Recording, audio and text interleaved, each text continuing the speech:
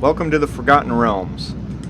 I like to hear from each of our characters before we do too much, so in order, starting with Randall, could you tell us your passive perception, armor class, and like a little bit about your character? Okay, let me just open my character sheet. In the meantime, Paladin of Siamorph, goddess of nobility. He hails from Waterdeep. He's got a secret addiction to gambling. Okay. His armor class is... What am I looking at here? 22, sorry. Passive passive perception, I think 10? No, 11. Okay. And Eberk. Okay. Eberk, armor class is 17. Passive perception is 10. I'm a fiend warlock, well dressed, like to party and kill dragons. All right. And Christopher. Christopher is a noble human battle master, archer. He is heavily scarred on one side of his face, remnants of a incident with a dragon. His armor class is 18 or 20 when he jumps into melee with the shield. And passive perception is 16. Did you need a different something else? I'm sorry. No, that's fine. Okay. All right. And Nora. Nora's a small little gnomish woman who likes to sneak about and make sure everybody else's stuff is where it's supposed to be. And if not, she'll rearrange it for you. Her armor class is 16. Passive perception of 13. Okay. And Balasar. Balasar is a dragonborn sorcerer with a passive perception of 11 and an armor class of 14. And I can't keep a secret. All right. Has anybody acquired any madness yet? No. No. Okay. Surprising. You guys are lucky. Must not have been playing much in the Underdark yet. So it's about to get fun for you. All right. Are there any rank 2 or higher members of the Zentarum? Yes. Boo. We're the friendliest Zentarum. Yeah, that's what they all say. Yeah. All right. So our heroes find themselves outside of Elventree, and Elventree is up, in the Moonsea region, south of Hillsfar, and I think in the Cormanther Forest, if I remember right. And if you're a harper, Elenil Lassadil, a very high-ranking harper, is going to be performing and present at the party, and you are expected to attend to show her respect. However, the real reason you've been directed there is to investigate reports of madness. If you're in the Emerald Enclave, you are attending an event in Elventree as the culminating event of the Summer Solstice Festival in Elventree, and all that hippie stuff. It is a very holy day for most of the Emerald Enclave members because it brings into focus, even to the uninitiated, the importance of the natural cycle and how it brings harmony into our lives. That's a very NPR way of announcing that. So, if you are in the Order of the Gauntlet, Solinus Canathil, a half-elk cleric, has asked for aid from fellow Order of the Gauntlet members. Due to some unfortunate injuries last year, they must do what they are able to make sure that none of the partygoers are hurt. Apparently this thing tends to get a little wild sometimes. He doesn't foresee any problems, but asks that the characters keep an eye out, and if things get out of hand, that they seek out non-violent means of resolution to any conflicts that might arrive. And if you're in Zentarum, you were given instructions to go to the festival and represent the Black Network. And do the opposite. Chob is rumored to be in the area, and the heroes should be out on the lookout for further instructions. I guess Amber can hear us now, so Amber, if you would type in your armor class, passive perception, and your class. And I'll get that info out. So, let me see here. He's typing. No, no, no.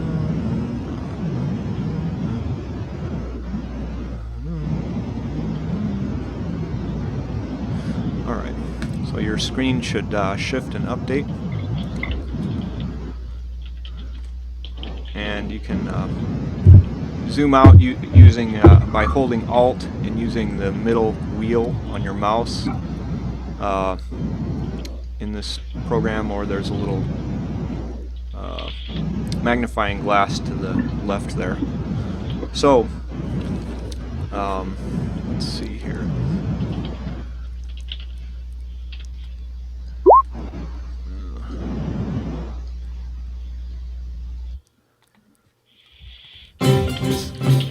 Oh yeah, you guys are at a party. There's music, all kinds of craziness going on. It's on the edge of darkness, but there's all sorts of lanterns and torches, and you've got braziers burning. As it turns out, Amber's AC is 15, passive perception 14, and it's a mage. So you guys will have some fireworks, maybe. The group arrives late for the concert outside the Hall of the Unicorn and the temple to Miliki in Elventree. Nearly 100 common folk fill the space outside the hall, and I haven't put them in there because I don't want to mess with 100 tokens. And there are many elves, humans, half-elves, dwarves, halflings. There's long tables kind of arranged around the outside there. They've got stools around them. People are sitting there eating, doing all sorts of things. And the center area is filled up with dancing. Because of all the dancing, anything that's in the center is more or less considered difficult terrain. There's a number of outdoor bars. You can see, like, if it's not a table and it looks like that, it's a little bar where you can order stuff. Prices range from a copper piece to a few gold pieces, and they're operated by representatives of either the Swaying Bough or Tree Spirits, the local inn and tavern in Elventree, respectively.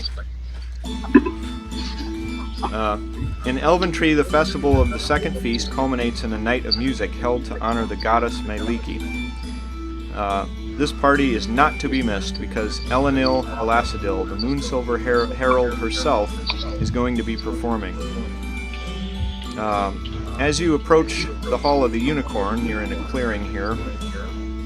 4 humans finish what must have been a fevered performance. The crowd is in tremendously good spirits. And when you arrive, your characters are recognized as heroes of the region. And lots of people are coming up to you kind of individually. And as you mingle about the crowds there, so let's see, Christopher, a guy walks up to you. He's particularly intoxicated, and he's offering you like all these drinks and things, and he's making no indication of going to bed sober. That's not a problem. I will take him up on his offer for a drink and see if I can politely maneuver him over to where maybe his friends are, so he doesn't so I can politically distance myself from him. Okay. Well, he gives you a drink. It's some sort of the cheapest ale available, Ew. and he takes a big drink, toasts to Elventree, blah blah blah, throws up, spills his beer My all God. over his shirt, and he says, "Just one more for the road, you know." And he's hiccuping and stuff, and you manage to get him over to his friends. And Balasar, there's a half-elf that comes up to you and insists that you join him on the dance floor. I would love to join him on the dance floor. Thank you for asking. Okay, so you guys are dancing and having all this great fun, and there's all kinds of crazy monkey business going on. You're getting bumped into and stuff, but this is a real party. And let's see, Ebert. And the people playing cards? Well, we'll see here. We'll see. I think you do spot a table in the northeast corner, kind of close to the stage, where they have some sort of a high stakes game going on. It's cards, but they also have some dice that they're rolling and stuff. And they're obviously interested in you sitting down because you appear to be wealthy, and perhaps it will draw more money to the table to have a local hero of the realm there. I'll never pass a wager. Oh, and yes, of course, Three Dragon Ante is being played, and there's another one called Tavern Dice that they're playing. So Christopher, a young, pockmarked and broody teenager that has hair kind of combed over in a wave like this. It's black, and he says, "Oh, people just don't understand.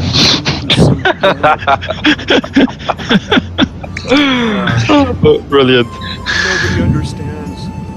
Like, the world is terrible." Says, "This music sucks. Can't they play something sad?"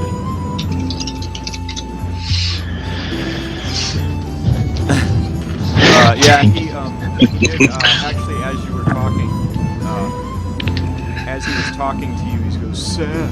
And he flips it over to the other side like that. Emo. So let's see, who else comes up?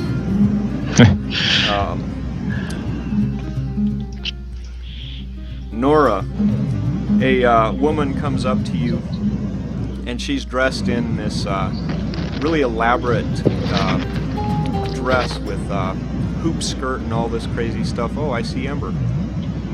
Yep. Okay, so this Nora, this lady comes up, and she's got a green dress on with big frilly ruffles and a bunch of hoops. She's got green emerald earrings in and black hair. She looks to be about 20.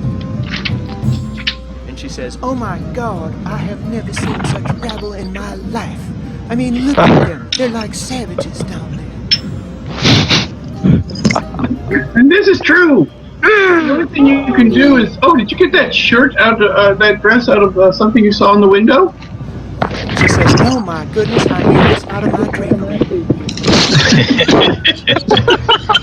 God. I set you up. And she says, "You haven't seen Ashley Wilkes anywhere, have you?" No, but I don't know anything about birthing no Ashleys. Yeah, I don't know nothing about birthing babies either. Okay, so Well, and I'm working my way to the front. I have a good view of the Harper Singer. okay, and let me see, Ember. Yes. You being rather famous in the land, a young halfling male with big doe eyes walks up to you and says, "Wow, are you really him? Are you really Ember?" I am. And he says, wow! And he whips out this little purple hat and he says, I'm studying to be a mage too. He says, as soon as harvest comes in, I'm out of here. My dad's always making me work in the fields and I just want to be a dentist. Dentist. A wizardly dentist. Not where I thought he was going with that. No, not at all. Not at all. Can you hear me? Yep. Okay, good. Yes, dentistry, not something I studied as a wizard. Oh, they don't have any like cantrips or anything? No, I can blast teeth out of your mouth. Oh. He kind of shivers at the thought, adjusts his kind of nerdy glasses, and pulls his little wizard hat around, and says, well, I'll be off then. And so as you guys are mingling, Ebert, a young lady called Dark Linsa, she's a half-elf, comes up to you and introduces herself as the member of the Welcomers. In other words, it's a thieves guild from Flan, and she's been working with the Zentarum in the area for a while. And she says, she very discreetly hands you a quick note, and anyone who's not ranked 2 or higher Zentarum doesn't see it. I thank her for the notes and say I had heard there was some things going on in this area that my skills might be needed for. She says, indeed. Be safe out there. You too. All right, so you guys mingle for a while, and still having lots and lots of music and all this. Actually, I just find you something. There you go. Ooh.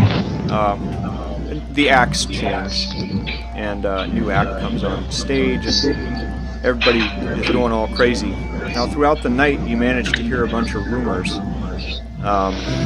Strange things are afoot in Cormanther for some reason. The Red Plumes have started leading expeditions into the forest, and they don't come back. And another person says that she has a cousin in Mulmaster who came to live with her, but she lost her home to a huge fire not long ago in Mulmaster. The farmers and locals who live around Hillsfar are becoming increasingly worried about a rash of kidnappings. Entire families are disappearing without trace. Some people are, especially the dwarves, are almost regretting to come to the festivities because the place is crawling with elves. Imagine that in Elventree. Well, Another person says, did you hear about the drow in the area? Apparently a band of dark elves was seen by a local patrol.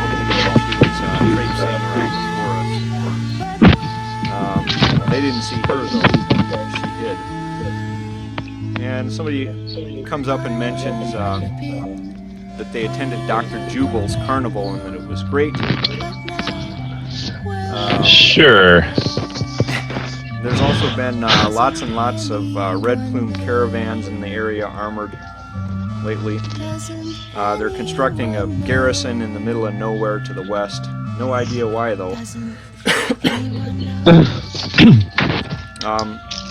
There's also a old farmer named So that was just went completely mad and killed all of his hogs. And some folks went to check on him after they hadn't heard from him for a couple of 10 days. They found him stone dead, all strung up in his barn with strange symbols and the like carved into his skin. Worst thing is that he died holding the knife that he was killing pigs with. It looked like he did it all himself, too. The symbols and all that. Huh. Disturbing. Give me 2 seconds. Be right back. Taking a break to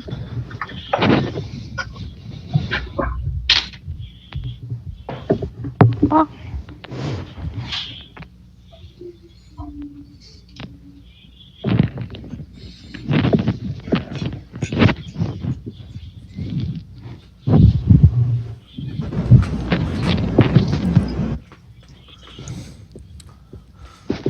All right, so yet another performer comes up and starts playing some really crazy fiddle music.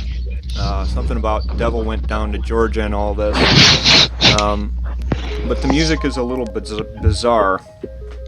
The crowd begins to clap, and this new performer, if we look up top here, she is a young dwarf female, and she walks out onto stage. She's got shabby, tattered clothes, and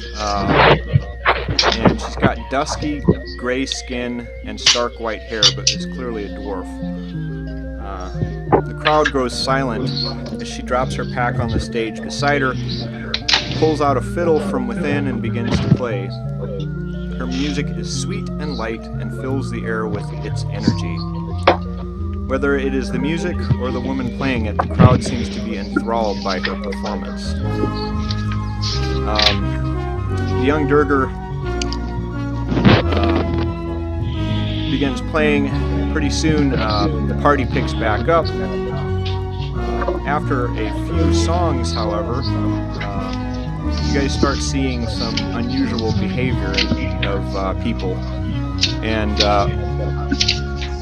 the card game kind of got really rowdy. Somebody tried to cheat, and somebody threw a beer in his face, and he stormed off, not before taking most of the money on the table.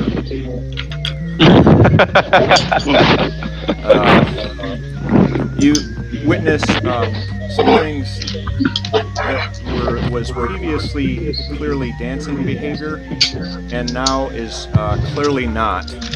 And you know what they say about what dancing leads to.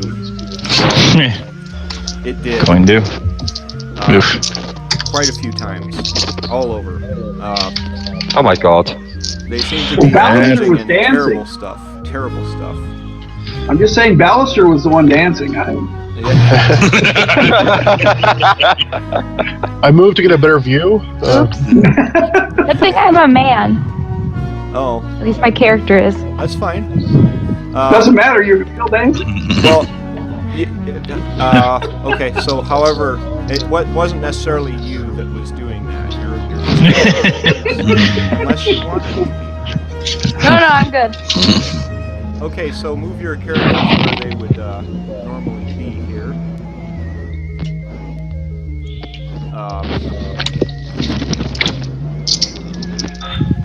And Eberk, you were kind of over by that little bar there, and a commoner takes a drink out of your hand and drinks it in one gulp. He says, anything that brings happiness should be enjoyed immediately. Absolutely. Let me buy you the next one as well. All right, this happens. Next thing you see is the dancing starts to get a little bit crazier. And Randall, Balasar, Nora, Ember, you guys are more or less kind of somewhat in the thick of the dancing there. Do I not have a token for Christopher? Oh, I moved myself off to the right. I'm sitting at a table. All right. Oh, I see. Okay, so yeah, so the dancing is getting a little bit more crazy, and I need to have everybody make a DC 10 strength saving throw. So Nora, Randall, Awesome. All right. I did not make it. okay. Here you go. Hey, guess what? I didn't make it either. Wow. Wizard doesn't do the strength. Nora, It does the sorcerer.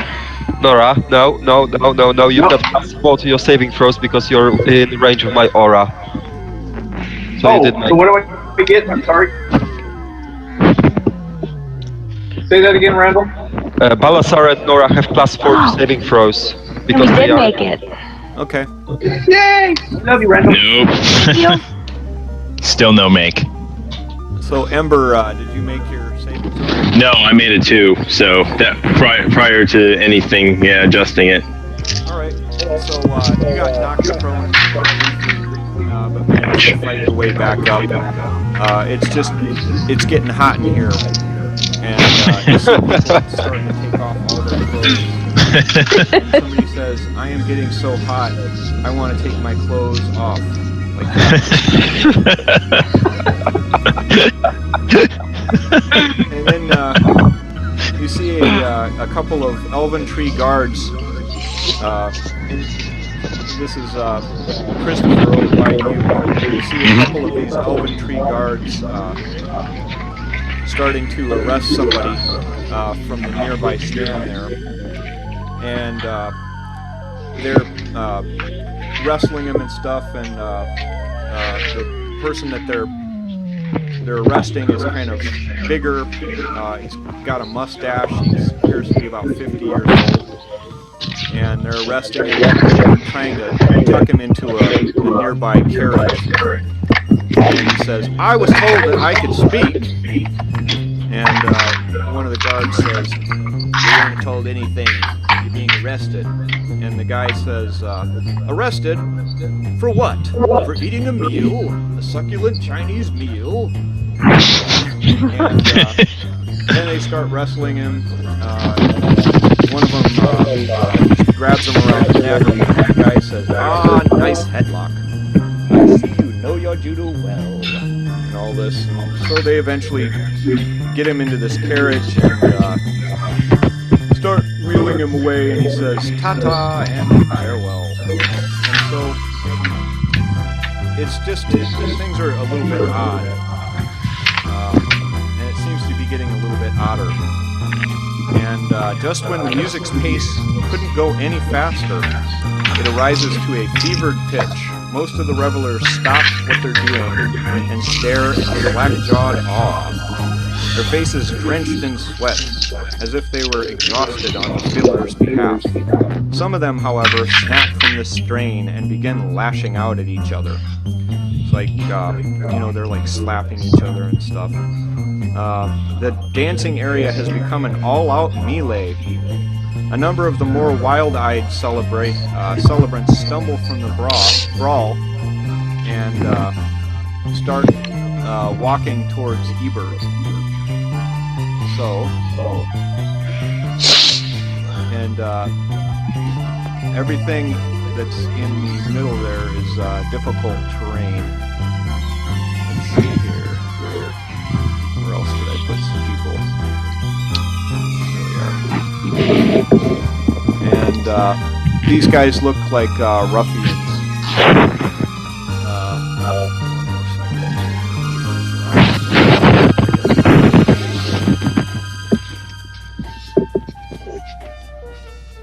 Okay. So, Ebert, you see these 5 very rough characters coming towards you, and one of them says, "You there? You have extra gold, I see. Hand it over." Okay. And they're all still just a few feet away from me still, or? Yeah, there's, I'll put the ones that are in melee range actually right next to you. Everybody else is a little bit away from you. Okay. I'm gonna, seeking to avoid conflict here, I'm gonna cast Levitate on myself and float up 20 feet. Okay. And say, "I don't have gold for you." And But I can do neat tricks. And trying to get at you. But then they start making their way over towards Ember. And Ember, you saw your friend kind of lift off the ground. And now bunch of commoners are taking like corn dogs and such like this and tossing them up at him. I think it's great fun. But now, Ember, these ruffians seem to be very threatening, and they're demanding your money. Okay, I'm gonna go ahead and cast silence on that performer. I don't like this music anymore. Okay. Yeah, I was going to ask if we could see the expression on the dwarf's face. Is it the same sort of enthrallment that the listeners are hearing, or is it like this smug satisfaction of I'm doing this? No, she's more or less just playing kind of into her music. Okay. She's got like she's trying to be all like peaceful and like vibing and stuff.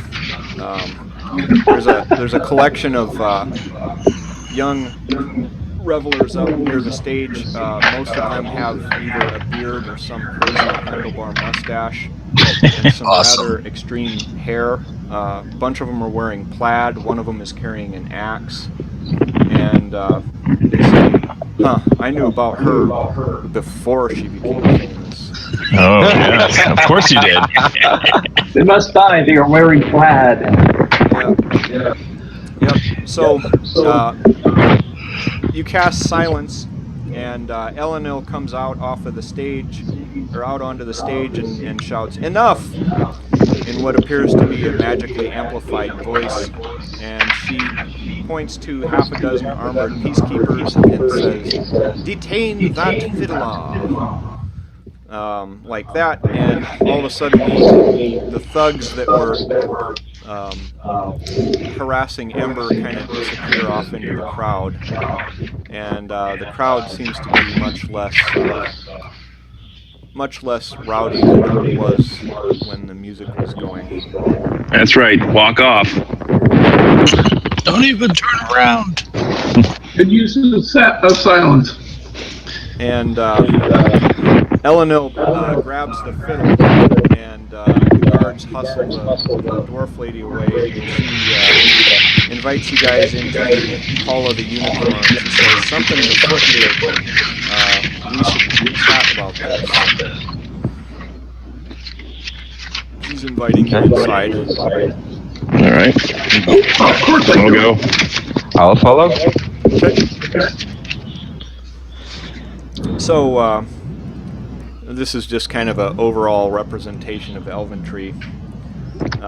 The interior of the Hall of the Unicorn is serene, a striking contrast to the celebrations occurring just outside the door. As you might imagine, this is a party, and they just decided to keep going with their partying, but it seems to be a little bit more sedate out there now. Passing through the doorway, the first thing you see is an immense statue of a unicorn, captured in flawless detail. A gnome in simple green robes dusts the statue, her short arms clutching a long broom in an attempt to get higher to the less accessible bits. Serenia, Elenil gives the gnome a start, as she and the guard burst in. Put the kettle on and get our guests some of the half-cakes that Fallen sent this morning. It's going to be a long night, methinks. So, she has the Durger in there, kind of tied to a chair, the little dwarf. And the Durger is saying, "She returns! Stop the flares," in Undercommon. Everybody speaks that, otherwise it's gibberish.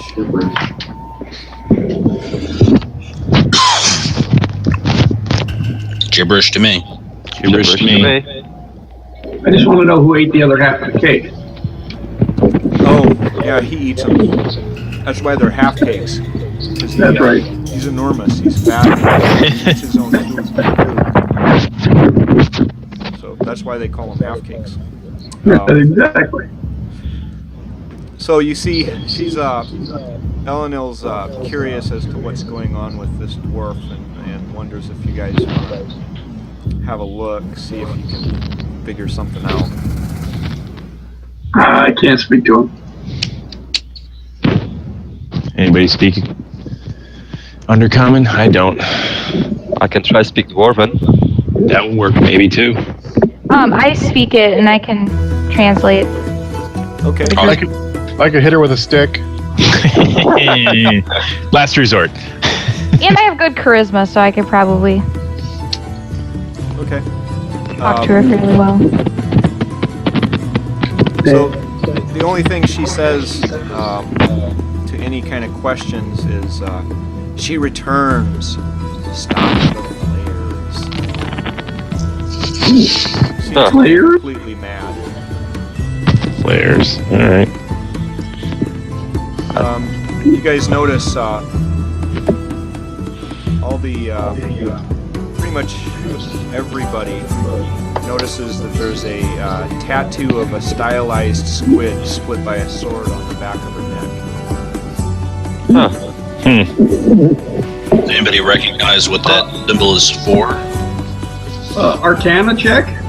History. We can do a history. Let's You see. can do history. Teen I'll let you- history. I will aid. And try to at least. Oop. Okay. Wrong dice. Yep. So, you guys recall that Durgar often have clan tattoos that honor the achievements of their ancestors. That's what you get from it.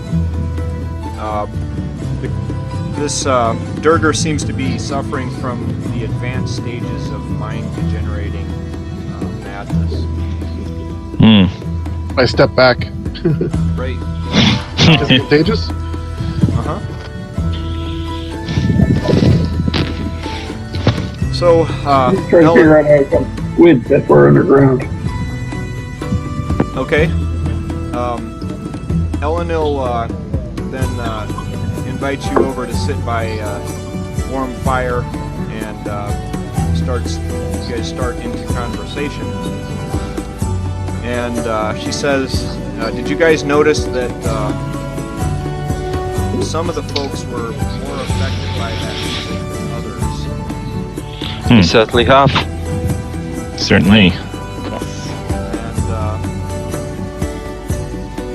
And Ellenil intends to keep these, the ones that went really crazy, locked up for the next week or so until she's had time to examine them.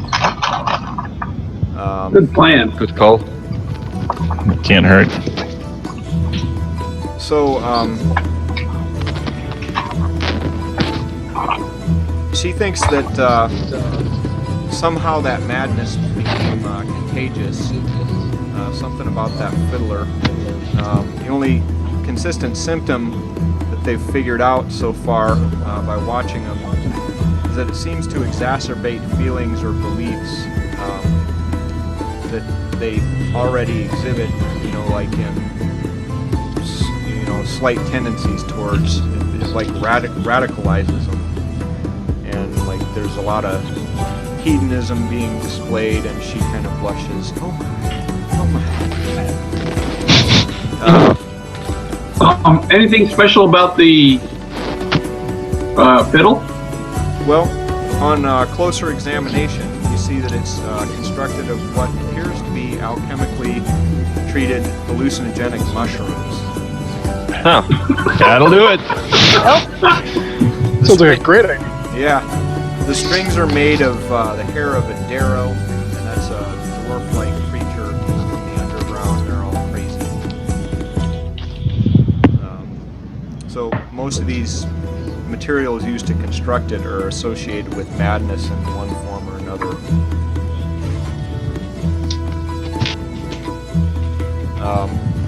Ellenil wonders and is afraid that this Durgar Somebody put that together.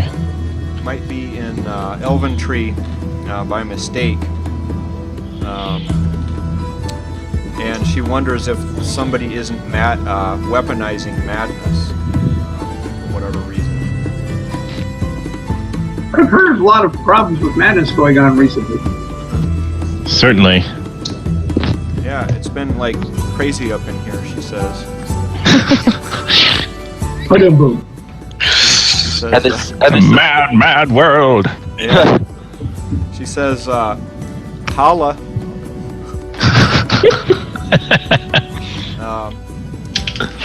Anyway, she says, what do you guys think about that tattoo there? I wouldn't wear it. I see him getting one at the tramp stamp, you know?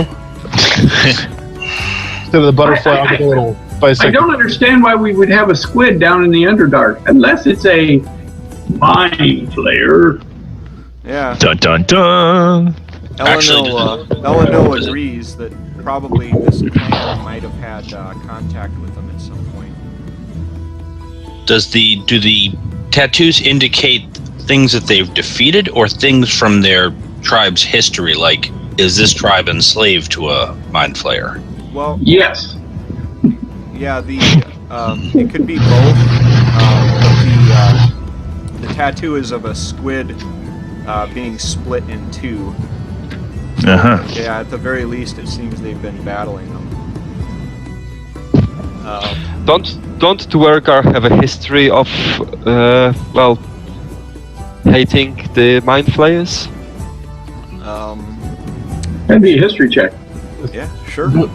Don't everyone but mind flayers have a history of hating mind flayers? Yeah, more or less. Well, yeah, that's true. Yeah, this is pretty commonly known, and pretty much everybody hates them, so this wouldn't be unusual. Eleanor says, I think you guys should go investigate where this dwarf came from and where that stupid fiddle came from. She pulls out a map and kind of looks at it.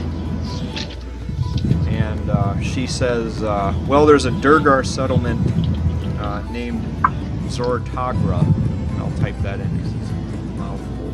Zortagra.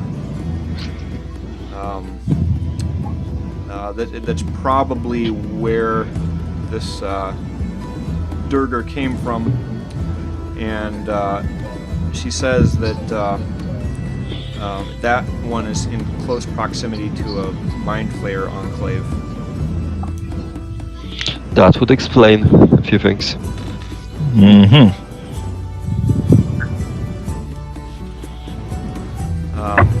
She gives you kind of a rough sketch of how to get there. It's in the area surrounding Ulash. She places a red X with the caption, "Entrance to the Way Down River."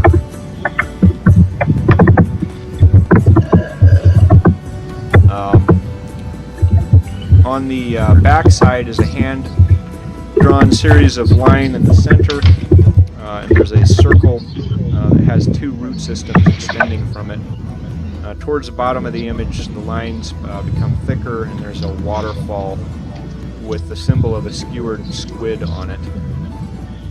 Towards the top of the image, the lines remain thin, and there is a symbol of a crayfish. It appears to be a map of the Way Down River and its tributaries.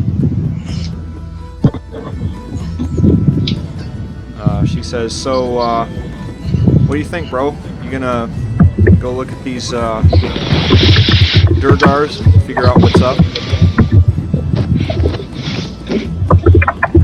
Be best. Seems like that would be best for all. Okay.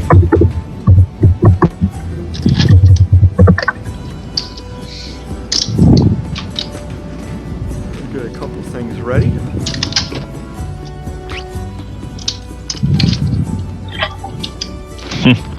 Nice.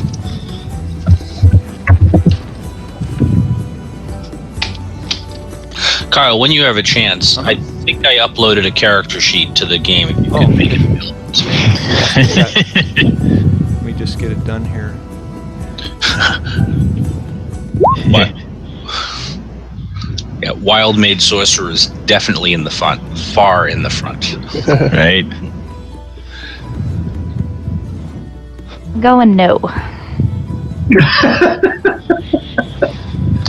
There. I don't Yeah, want to you have the best die. I charisma. almost died yesterday to a fire giant.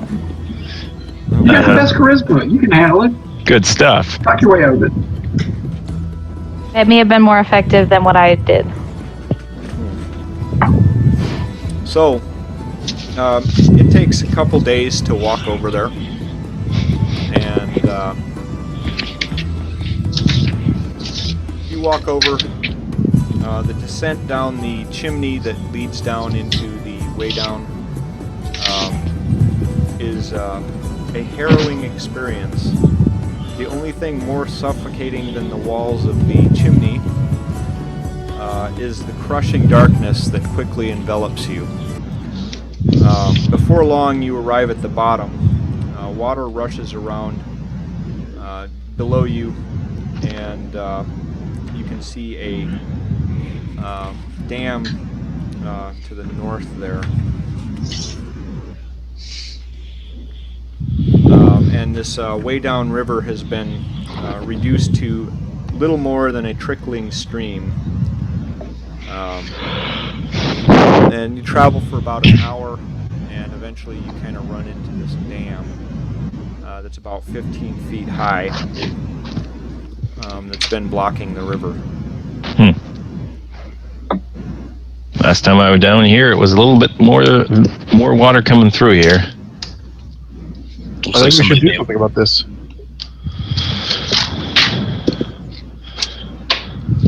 Okay, what would you guys like to do? Do you want it blasted? Well, not if it's going to flood. Yeah, if we were to knock this out, would we get... I mean, we are standing on washed the away? damned, the wrong side for that. Yeah. Want to get to the edges?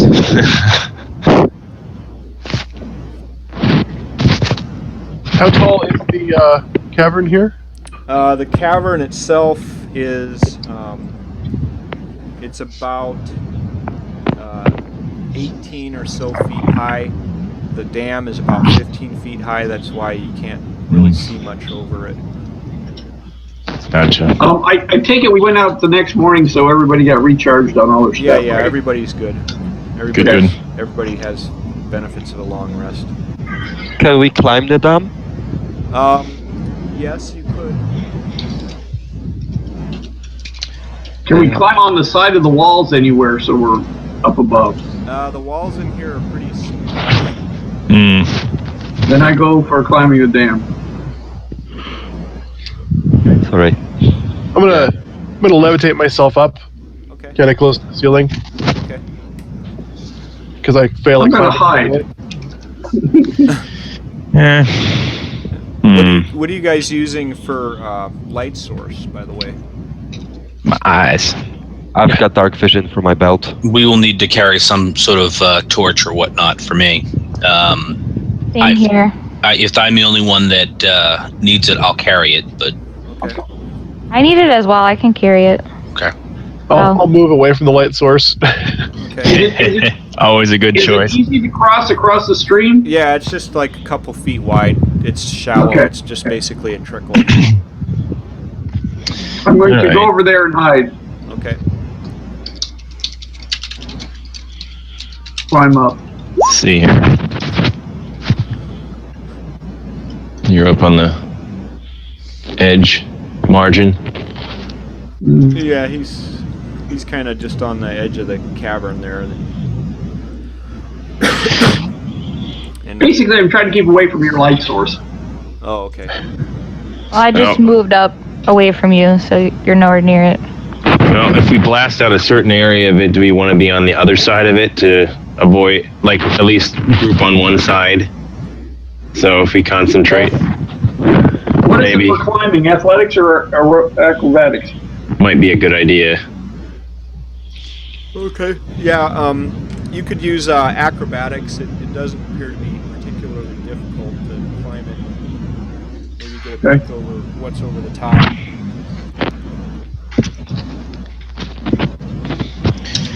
Alright. I got a 19 for climbing it.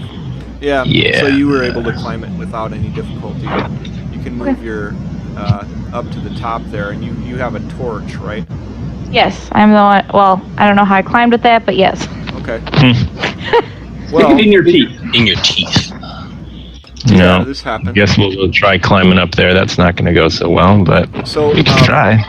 you guys can see a lot more now that you've climbed up there. And just off to the right, there are these 3 huge hulking creatures. All right. And Bigger problems. time to be rolling initiative. Rolling. Can we not parlay? Did they look like they want to parlay?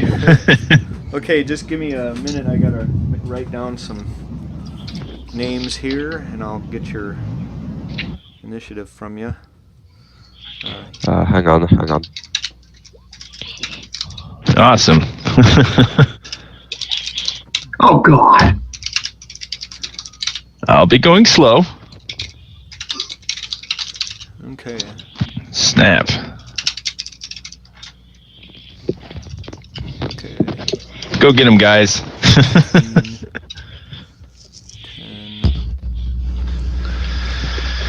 8. Timber is 6. We're a very fast-moving group. Randall's at a Quick like tree, fast like rock. 3. Valsar's at 20. Okay. Mm. 2. Oh, good. They're on the other side of the dam. Working on strategy since I'm way in the back in timeline. So I assume you guys kind of shout down to your peeps that there's monkey business Run! afoot up there. It's going to get wicked. Okay, so Balazar, you from your vantage, you can see them. I want to cast Fireball. Okay. Viable choice. Okay. So they need to make a DC 15 Dex saving throw. All right. So 1, 2, 3. They all failed it. Nice. Yay!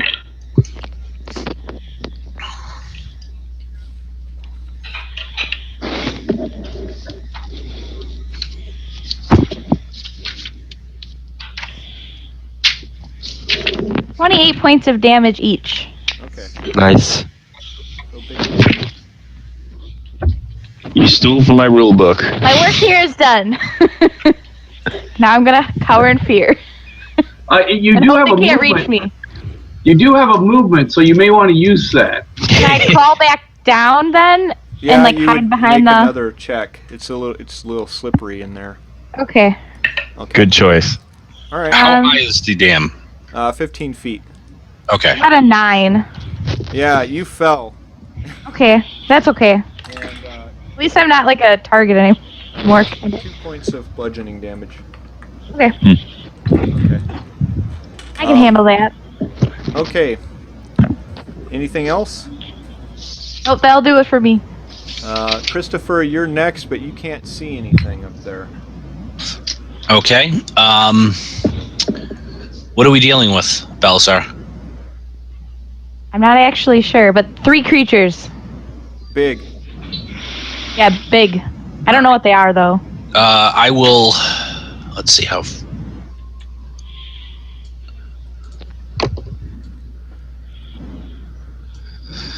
I will attempt to climb up there as well. Okay. I need to make an acrobatics check. You said. Yeah. Or Okay. strength, whatever you're better at. Acrobatics. Good enough. Okay. So that puts me at the top. I'm gonna shoot the number 1 with a sharpshooter attack. Okay. Will a 17 hit? Nice. Let me see. No. Okay. In that case, I will try to shoot him again because I get 2 attacks. Okay. Nope, that won't hit either. No. All right, and I will will actually stay put. Okay. Brave, Christopher. Let's see. Next to act, you see these big, huge, hulking things. Number 1 goes 5, 10, 15, 20, 25, 30, and breaks the dam. Uh-oh. Oh, Holy shit. Oh. well, don't have to worry about the dam now. Except it's now rushing towards us. Randall, make a dex save. If I must. Okay. Nice. So That would be. you didn't Yeah, I'm fall saying off yes. of the dam once it broke. You were able to kind of ride a boulder down. Christopher, do the same. Okay.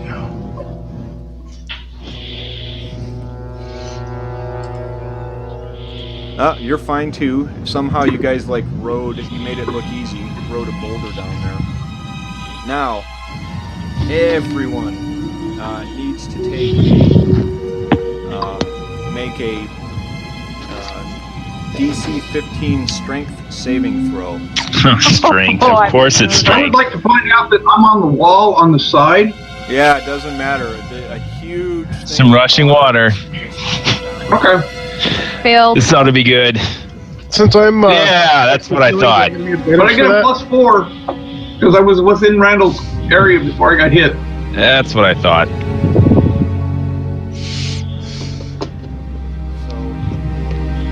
Christopher and Randall made it. I did not. Nora, I did not either. The rest of us did not. Nora, add +4. I did. Oh, so I have a -1 to begin with. Ah, I see. Good stuff. Thank you. Yep, that's the good stuff. Who am I missing? Who didn't roll yet? Oh, I did. I failed. Okay. So, everyone who failed took 22 points.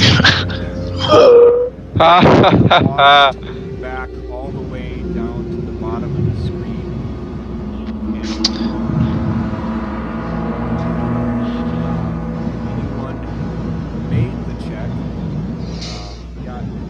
didn't get knocked away, but got hit by some debris, taking some bludgeoning damage for 11 points of damage. But you got to stay where you are. That hurt. Okay. Well, yeah. Now, number 2. Oops, sorry. A shout out. Number 1, I order you to take number 2. 5, 10.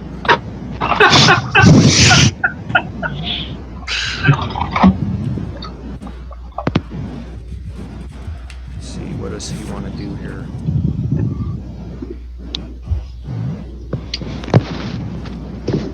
He runs all the way up to and downstream from Randall in melee range, but that does not have enough movement to make an attack. And number 3 goes 5, 10, 15, 20, 30, 40. So he gets all up in the business over here. He doesn't have enough movement or anything left Snap. to make any kind of an attack. That's not good. No, it's So, not. Number 4 is Nora. You are in melee range of that thing. I cast mirror image. Okay. So you when that happens, you'll have to let me know how to handle it if he attacks you. Yep, Okay. will do. I forget specifics sometimes. I Anything don't else? blame you. I do too.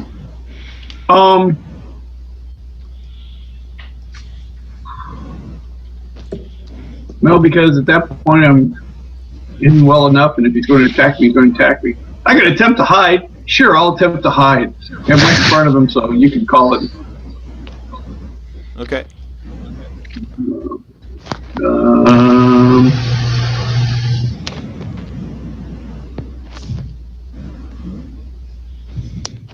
Yeah, you're pretty sneaky. Dang. Yeah. Okay. Next to act is Eberk. Okay. I'm still floating at the ceiling, but I'm prone, so Oh I'm wait, laying no, it you down. didn't. You wouldn't have gotten hit then. Okay. Yeah, so ignore all of that. Okay. Then I want to.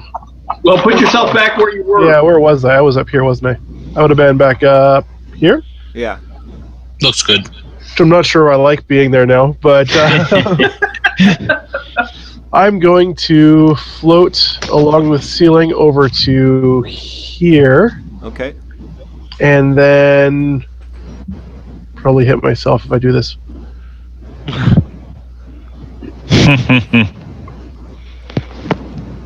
See here, yep, gotta get the measuring tool out. Oh, Where am I at? Oh, that's too far. Well, each of those squares is 5 feet. Gotcha.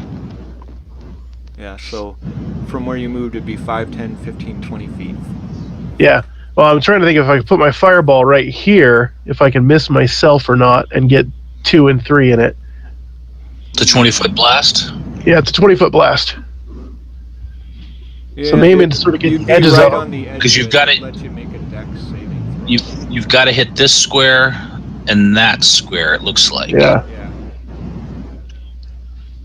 I don't think you can hit. You can't hit both of those with a 20-foot. Oh, it's a 20-foot blast or 20-foot Radius. Radius. radius. Yeah. You could put it right here. Question is, are You you? put it right. What the you heck? put it, I want to make sure I get them both. I'll hit myself in the blast. I have resistance. no, if you put it where the outcrop is. Wait, what? I don't want to get hit. Are you No, an put it evoker? where the This outcrop could be is. interesting. How do I ping a spot? Press and hold right here. Yep. If you press and you hit right there, that's 20 foot down and 20 foot out, and it should miss you 5, 10, 15, 20. 5, 10, 15, 20. Yep. Yeah, that's cool. Do that. Okay. That's what I'm going to do then from my staff. And let's roll. They'll need a dex save of 7. I don't think it's 17 from the staff. If you're casting it, it's yours. Okay, so 17. Okay. Unless the staff says something otherwise. No, the staff uses the spellcaster save DC if it's a staff There of you fire. go. They Yeah. both failed it. 36 fire damage. Wow. They are not happy. It begins to smell like baked fish in here. Not so bad. I'm okay with that. We like to cook early. And then I'll just sort of smile and wave at them. Okay. All right.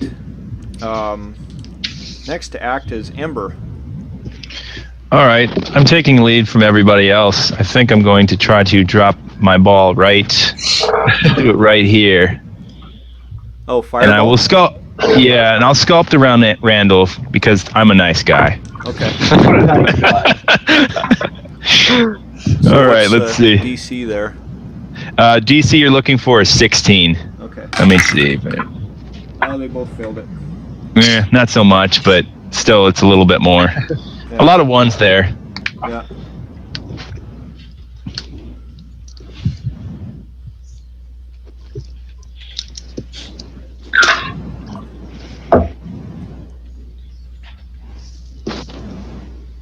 And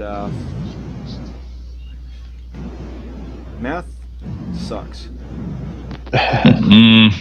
Understandable, especially when you get more and more critters. All right. Did you want to add some herbs to that fireball? Maybe some lemons or something? Yes. Um, A little bit of lemon dill, maybe. yeah. Cook them up. Okay. Next to act is Randall. Oh, finally. I'm just gonna move up behind this big thing and I'm gonna smack it silly twice. Okay. Where's that thing? Inventory, weapons. Okay. Did you want to describe your kill? I skewer it down its spine. And it disappears. He breaks the tail open and eats the meat. Yeah. Yeah, right. Okay. Actually, it did drop a little butter. And now that it's a little bit more like lobster than fish. Because when he hit it with the thing, it split open and like this white puffy meat popped out of the back. Oh, now I'm hungry. Smells delicious. Right. Ignore the champion challenge. I'll need to remove that from the thing. I'm swimming right now, am I? Or am I walking? Not really. The water by now is dispersed pretty much downstream, but you guys are in probably knee-deep water at this point. Okay. So is it difficult terrain? No, I'm not going to say Okay. it is. Okay, I'm gonna go up to number 1 and attack that as well. Okay. Okay. Okay. Hits. And again, ignore the champion challenge. Okay. All right. Now we're at the top of the initiative order with Balazar. So the one right in front of me needs to make a 15 dexterity saving throw. Failed. Or 7 points of damage. Okay. Anything else? I'm assuming I can't disengage. Not if you've taken an action. Unless you have some special ability No. or something. I'm gonna try playing dead. Okay. So you're I'm gonna gonna lay cast down? that and then do like a deception. Like try and be like, Okay. Make a deception check. that's 11. 11. Okay. Well, we shall see Okay. if it worked or not. Anything else? Nope, that's it. Christoph? All right. My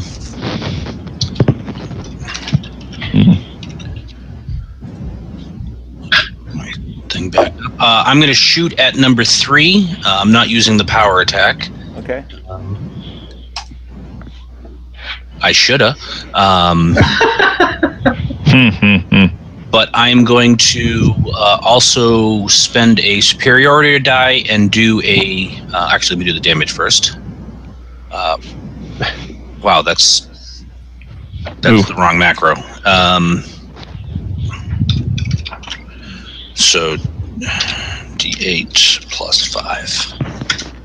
Oop. Can't spell. All right, so 7 points of damage because I should be rolling a D8 as opposed to a D20 for damage. Okay. And I'm going to use a menacing attack. He needs to make a saving throw versus wisdom of 16. He takes an additional 5 damage. I failed it. And then he is frightened, so he will take disadvantage on all attacks while I'm in view. Okay. And then I'm going to do the same thing against the one Randall's fighting. I'm going to shoot at it. Okay. Will a 16 hit it? Yes. Okay. And that's it for me. Okay.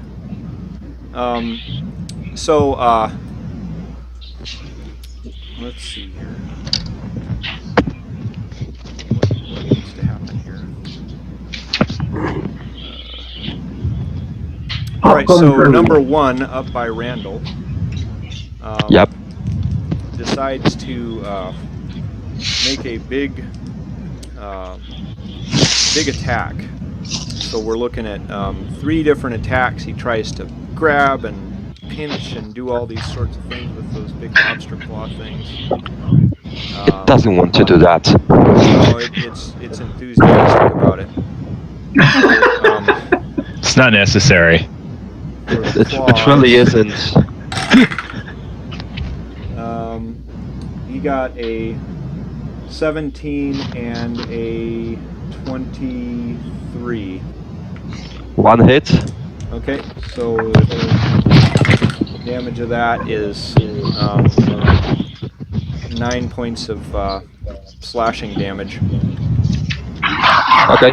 And then the bite.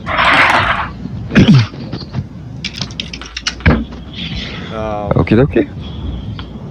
This one down here, he's frightened now. Does that mean that he can't attack either? No, he can attack. He's just attacking with disadvantage. Disadvantage. Okay. All right. So he was not fooled by Balasar's ruse, and Oh no. he is going to make some claw and bite attacks here. Thank goodness at disadvantage. Yeah. Okay. Anybody so, heal? claw attack number 1 at disadvantage. 13 plus 8. So that's a lot. So I'm guessing that hits you. Yeah. Ouch. Okay.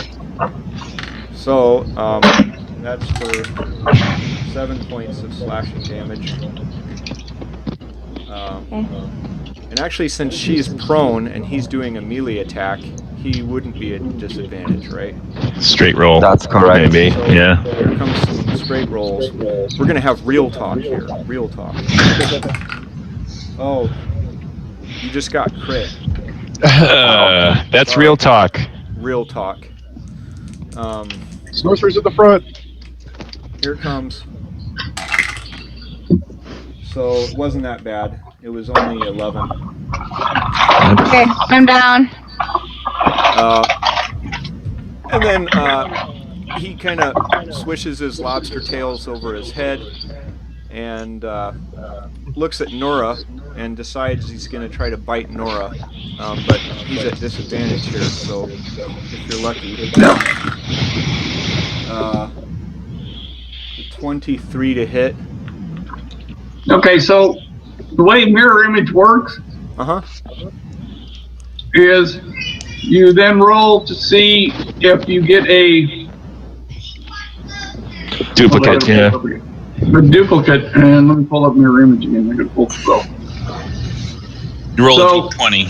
Okay. Mhm. You roll a d20, and if you roll a 6 or higher, you hit one of my duplicates. Yep, he hit one of your duplicates. Okay, they're gone. Okay. You lost one. We've got 2 left. Or 2. Who knows how many hits? Okay. Next to act is Nora.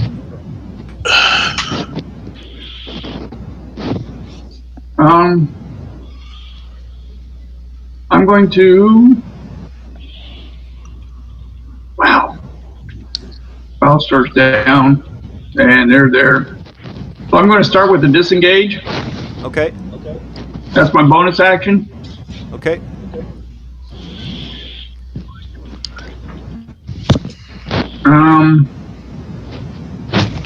Then as my action,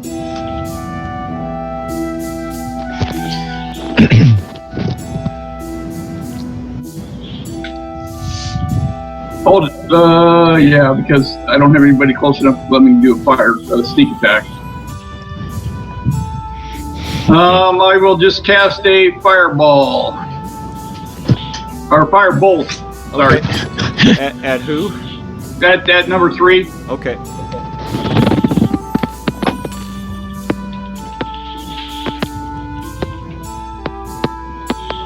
And miss horribly. Yeah. It did Yeah, I'm warm him done. up a little bit though, and the lobster flesh is sizzling just a bit. The aroma is very, very good. I'm hungry. Okay. Done? Anything else? Nope. Okay. Next to act is Ebert. Okay. I'm going to just kind of crawl along the ceiling a little bit. Just go here. Yeah, you can go there. I have a phone call. I'll be right back. Okay. Eldritch Blast in the cave. Stop for just a Yes, sec. sir. Okay, what are you going to do there? I'm going to cast Eldritch Blast at number 3. Hold on. Okay. I got 2 bolts. The first one is a 28 to hit, Hit. Follow your arm. and that will be. Let me find my right dice here for damage. Yep, that's fine. We're good. 7 damage. Okay. Bye. And the second one will be a 14, which I'm assuming is going to miss. Yep, misses.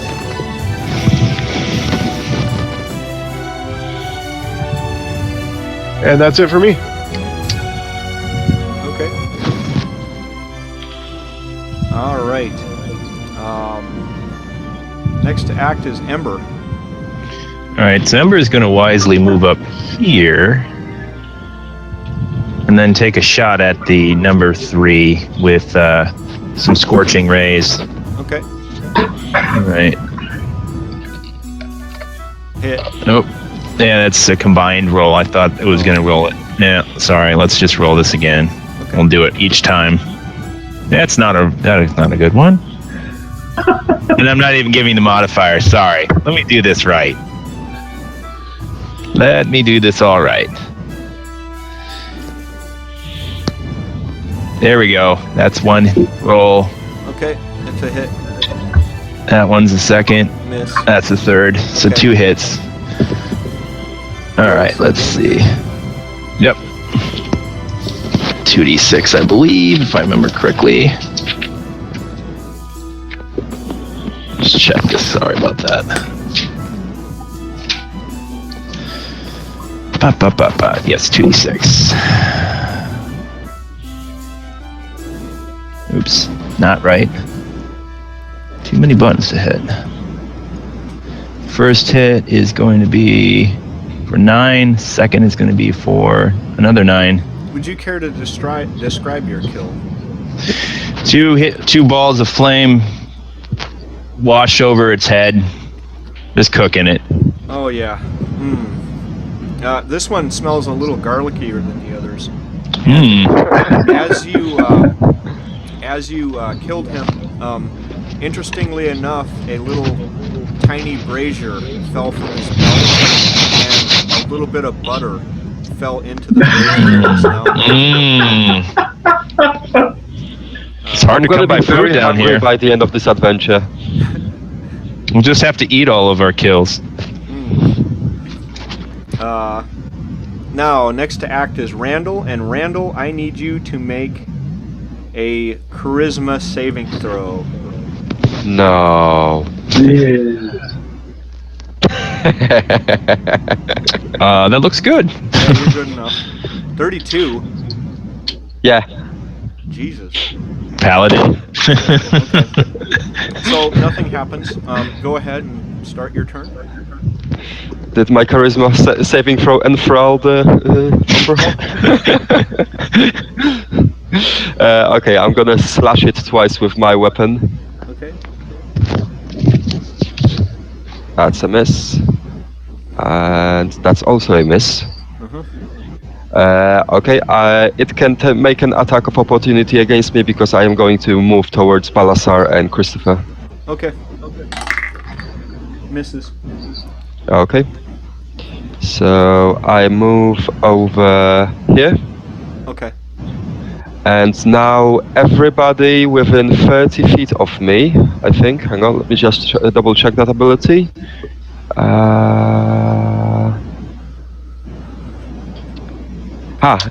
If they are unconscious, can they still hear me?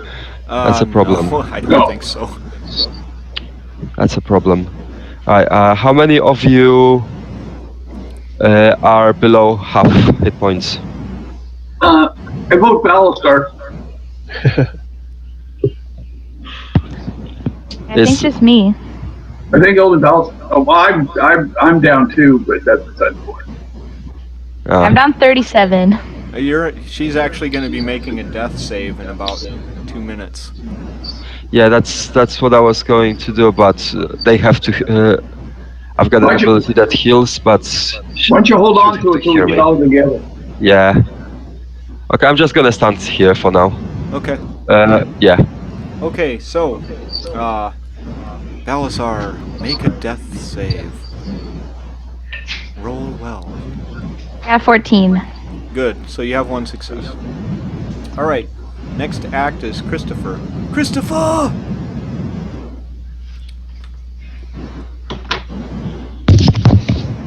Christopher Moltisante.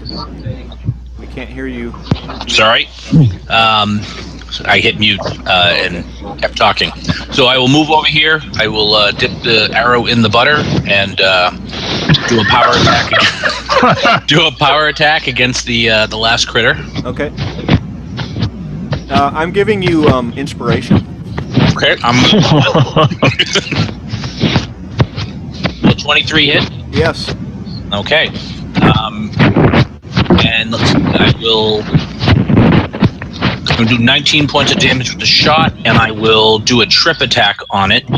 Actually, no, I won't do a trip attack on it. I will do a menacing attack on it. For an additional 4 points of damage, and he needs to do a DC Wisdom check against a 16 DC. Okay. And then my second shot, he gets it. Fails it. Oh, fails it. So he's at disadvantage for his attacks. But I will also do my second attack. It's also a power attack. Will miss. Because I think a 15 will miss. Okay. Let's see. So that was you guys. And this little Umber Hulk goes 5, 10, 15, 20, 25, right up to Randall. Dang. And decides to make a last stand. And I guess this is all at disadvantage, right? Yep. Okay. Miss. Miss. So the claws missed. And the bite missed as well. So he I look ends his turn in unimpressed. next to act is Nora. I'm going to go ahead and do my sneaky attack on him because he's got somebody right there. Okay. So,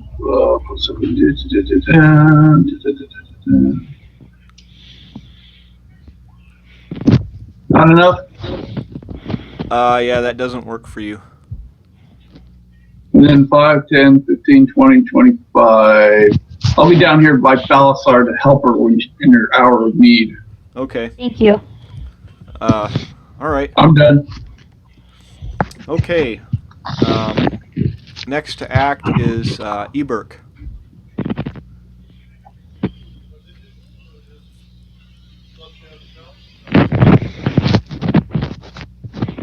Eberk is moving. I can't hear you. Maybe you're muted or something. Oh, yep, sorry about that. Okay. Move down a little bit along the wall and shoot Eldritch Blast to number 1 again. Okay. 17 and 45 for the hits on those. 25 hits. Yeah. Okay. 11 damage. Would you care to describe your kill? A dark bolt of force shoots forth from Eberk's hand, striking the Umber Hulk and raining little bits of buttery goodness around the rest of it. Nice. Butter. Okay. So, this one, it dropped some garlic butter, and it also dropped something that looks strangely like Parmesan cheese and a little vial of looks like hot sauce. Oh my god. Yep. Like All right, healing 5 minute potion break for hot sauce? Actually, you have a point of inspiration for that. Mark that down. Okay. Take And it. this particular bottle has a bright green cap with a red bottle, and there's a rooster on it. Underdark Sriracha. Yep. Best kind. So, Mushrooms. Somebody needs to stabilize Balasar. Yes, maybe- please. Yep. I'm coming over. Okay, thank you. You're gonna get 20 points of lay on hands. Thank you. okay. So she pops back up. Feel much better. Let's go up and Distress there. do they have a lair? You can investigate. It appears that might be a layer up there. If you want to go up there. No, we'll go up. I'm gonna see the back while they're investigating. Okay. All right. Next to Randall. I'm gonna stay next to Randall. That's All all right. I'll do. So you guys toss it. There was a half-eaten Duergar It has a tattoo pretty similar to the one that you saw on the fiddler. We do not dip him in butter. No. The Durgar had a crude map of the area with the word Zortagra written in Dwarvish above. That's where we need to go. Yep, and it seems like you need to go north from here, from the map. Let's see. I know there's some treasure in there as well. Figure out. Well, I'm glad you know that. I recommend we take a long rest here. Okay. You guys better vote on that. I'd be okay with some sort of rest. I mean, otherwise I can dip into my potions. Okay. I burned a few spells. We can go to short rest if we need to, but that's up to you. Additionally, just before you decide fully, you found a gold ring set with a tortoise worth 200. Gold bracelet engraved with a dancing kuotao. There's like a little pole, and this kuotao is like swinging around this pole. It's worth 200. And then there's a. We'll explain that to you later, Bowser. Yeah, and there's a small gold statue of a female human with a crayfish head worth about 600. So none of them appear magical? Nope. It's all. So you want to take an 8 or a short? What's everybody's Hit feeling? die with the short? You can use a hit dice with the short. Yep. Okay, I don't need spells back, but I would like at least a short rest to get some hit dice. I get it. At least a Balazar, I'm handing you a platinum ring. Aha. What does it do? Keep hold of it. In case of danger, I will cast a spell that will reward you from damage. But you have to stay within my eyesight, otherwise it won't work. Okay, well, I'm gonna stay like 5 feet behind you at all times, so that's fine. I'm like, ooh, healer. Follow. So, Eberk, you understand that you have completed a secret mission for this Atarum. By the way. Oh, we do. Well, that's all I need, guys. Still on suckers. Typical Zed! Get back here! Alright, so you guys are taking a short or a long rest? Oh, let's see. Short if It's up to you guys. It's true. I'm fine with a short. I can get back some spell slots and burn some hit die. Yep. Okay.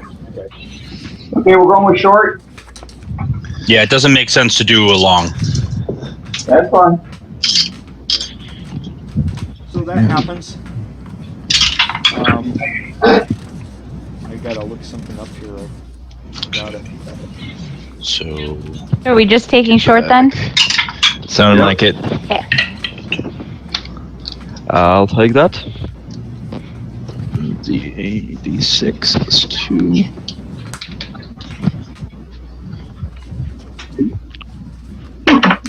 I'm back to full.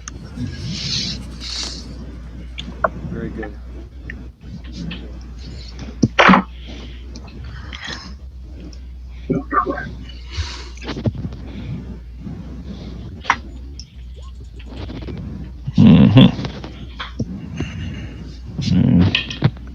then I will collect arrows. Alright, you get half of them back. Yep. I'm just gonna assume that you guys are collecting that and keeping track of all that. Yeah, I just like to make a point of saying it just so that I'm always remembering to do it. Okay, thank you. Well, all of this stuff was pretty crazy. Okay. And during your short rest, you guys started thinking about how nuts it was that they like broke the stam and washed you downriver. And at the best of times, the Underdark is a bizarre, alien, and inhospitable world.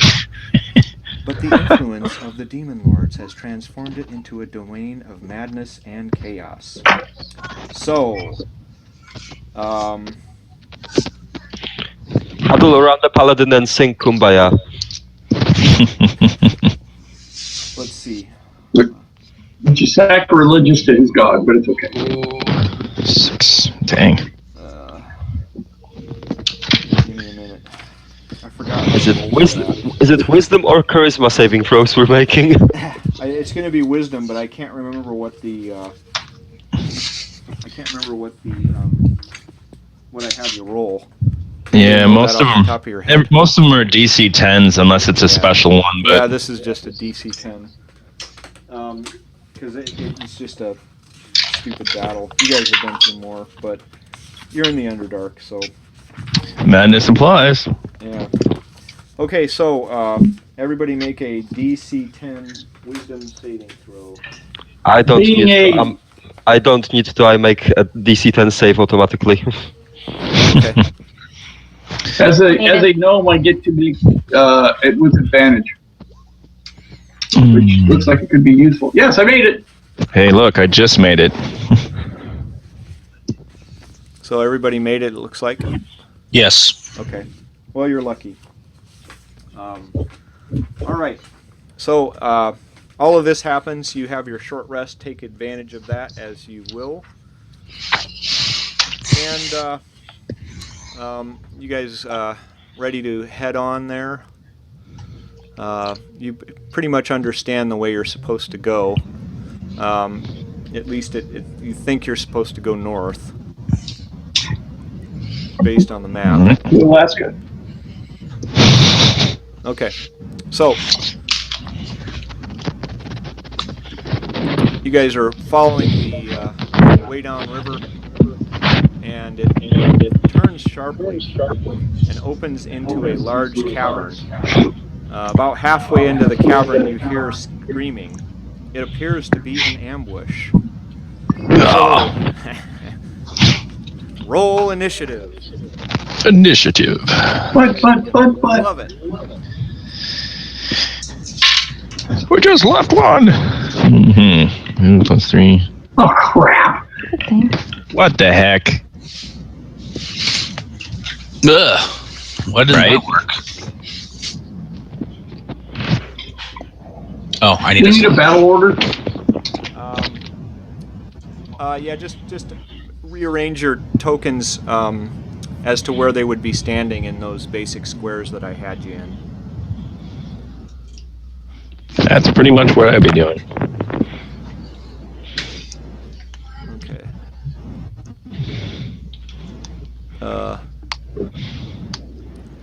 Okay, so the first initiative roll is Nora, is that right? So I had a 5. yeah, and Ember had a 6. Mm-hmm. Eberk had a 6. Wow, you guys are slow. Yep. Yes. Christopher had a 18. That's good. Balazar is at 11. And Randall, what'd you get? Oh, I had 7. 7. We are slow as molasses. Wow. Yeah, you guys are I choose to think I'm going around. Flat-footed.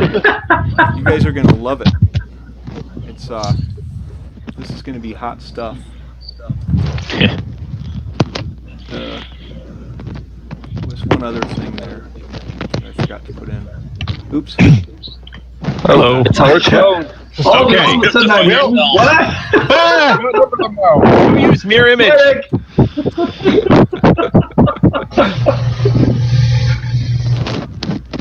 All right. So it was like really weird.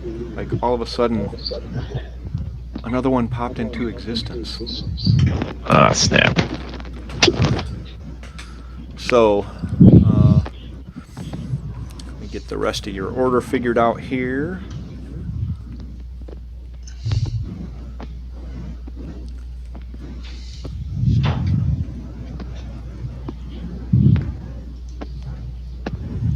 Eberk or Ember, who goes first? Got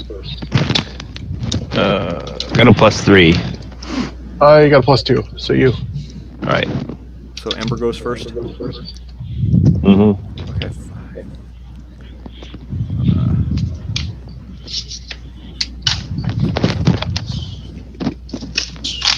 All right. So there's all these crazy Durgar. They appear to be like rampaging. They're very large, actually. I don't believe it. I refuse to. Can I make an illusion saving throw? Disbelieve, disbelieve. This is not happening. They appear to be bigger than they initially Cave. seemed.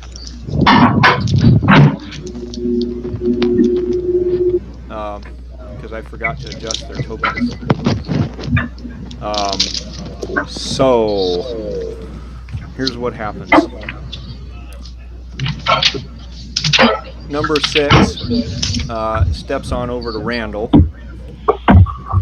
and what does he want to do? Surrender. Admire my beard. Yeah, he wants to take his war pick and swing it at your head there. We'll see I if- don't agree with that sentiment. Well, that's good because he missed. Number 3 runs up into this area and decides to take that war pick to Eberk. Oh, hang on.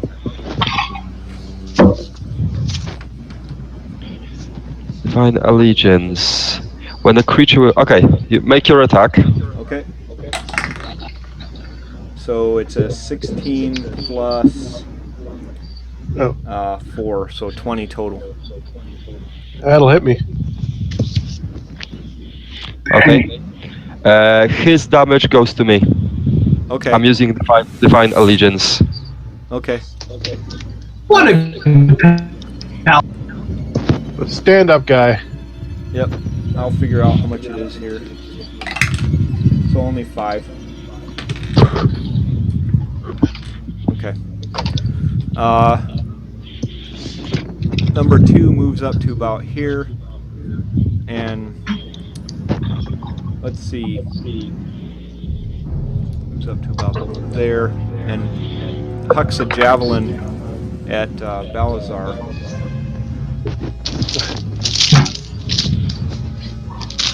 I guess. 19 on the die. Nope. Hey, Hits or doesn't? It hits. Oh, sorry. Didn't mean. Light breeze would blow me over, so. So you now have a javelin sticking out of your upper thigh towards the back. Never mind that, doctor's orders and such. It's, you take a 10 points of damage from that. Okay. And Randall, you don't have the warding up, do you? no, not yet. Not yet. Okay. Just Yeah. checking. Wait, once it's my turn, I'm gonna do it. Okay. No problem. Number 4 rushes down there and decides to huck a javelin at Ember. Snap. 19, does that hit? Yep. Alright. So you actually have 12 points of damage coming to you. Okay. Number 1 moves down, sees an easy target in Randall. Here it comes. You're gonna love it. But it misses. Okay. Next to act is Kristoff. Okay. So this number 3 that's worked his way in, I'll move myself into a square and do my power attacks. 24 will hit. Yep. Okay. Damn. Yeah. 16 points of damage. Okay. And I'm going to do a menacing attack on him, so he'll need to make the saving throw, so an additional 3 points of damage. Which one are you attacking again? I'm sorry. That would be this one. So number 3. Okay. Yep. So how many points so far? 16. Plus. 19 total. Okay. 19, and he's got to make a what saving throw? DC 16 wisdom save. Wisdom save. Fails it. All right, so he's at disadvantage. Okay. And then I'm going to shoot at this one. Okay. It's number 5. Yep, same roll to hit, so that will hit. Yep. 20. Yeah, 22, and I'm going to do a trip attack against him, shoot his leg out from underneath him. He'll do 4 points of damage, and he needs to make a DC 16 dexterity save, I think. Okay. Let me check if that's strength or dexterity. Oh, so he took a total of 26? Yes. Would you like to describe your kill? I put the arrow through his leg and he bleeds out, screaming in a corner. Femoral artery. Okay. Anything else? No, that'll do it for me. Okay. So, having seen all of this,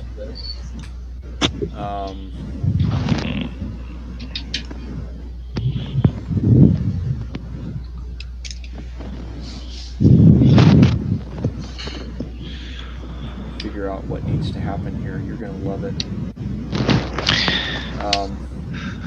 You never love what the DM says. Come on. Never.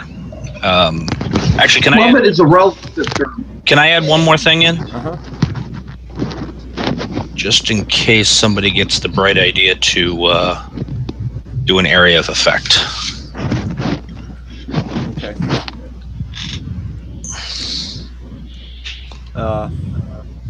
You didn't notice it, but that Mind Flayer was floating towards the top of the ceiling, and Here we go. he's going to blast out a cone of psychic damage, and it would, from there, it would hit all of you and poor number 3. What you need to do is make an intelligence saving throw, DC 15. Damn it! Yes. Made it. I'm gonna throw my Dark One's luck in here. 2 and It gives me a 13. 7. Okay. Oh, wow. Skated by. So, Christoph made it. Ember made it. I failed by 1. Randall and Ebert failed. Actually, since I'm in the radius of the Paladin, I actually have a 4 more? So that's Yeah. a 7. How much? 17? Okay, so you made it. So everybody except for the Paladin made it? Okay. That's my weakest save. Okay. Understandable. You'll So- give yourself your own bonus. I did. That's with the bonus. Okay, so here comes something.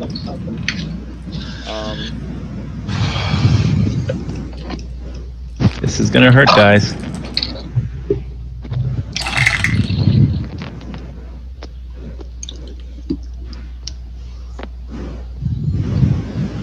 You take 21 points of psychic damage and you are now stunned. Ugh. Well, I don't like that idea. And you can repeat the saving throw at the end of each of your turn to end the effect.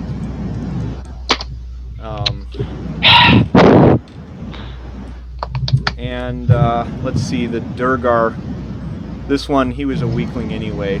The Mind Flayer is very disappointed in his performance, and so he ends up dying from it. And he moves back this way. Okay. Next to act is Balazar. Can I still see where he went? Oh yeah, you can see him. He's floating towards the ceiling. Okay. How high is the ceiling? Like, if I fireball, will I get all of them? Oh yeah. Yeah, it's Okay, about 15 then feet tall. we're doing that. So DC 15 dex saving throw. Okay, so the Durgars have to make it too, right? Yep. Everybody. Okay. So let's see how they do here. The Mind Flayer made it. One Durgar failed it. Actually, all 3 of the Durgar failed it. Ooh, they're gonna take a lot. Okay. So 37 on the ones who failed. Yeah, would you like to describe your kill? I just launch fire at them and they melt, like in Indiana Jones when they grab the goblet. Their face just melts off. Okay. An ancient Jewish ritual. Yeah, so then it would be half that on. So half of 37? Yeah. Okay. So 13. 13, okay. No. Oh, sorry. No, 17. half of 37. Yes. 17. Math is hard. No, 18. 18. Sorry. 18, okay. Yeah, because that's 36 then. Yeah. Okay. That's very effective. Yes, it was. Okay. But now I'm out of fireball, so. Okay. So, you gonna do anything else? I'm gonna hide behind, or I'm gonna kind of move back by Kristoff. Okay. That's it. Okay. Let's see. Next to act is Randall. You're stunned. You Let's can make make a a DC 15 saving throw at the end of your turn. Is it int? It is, yes, int. Seriously? 15. Jeez. Okay.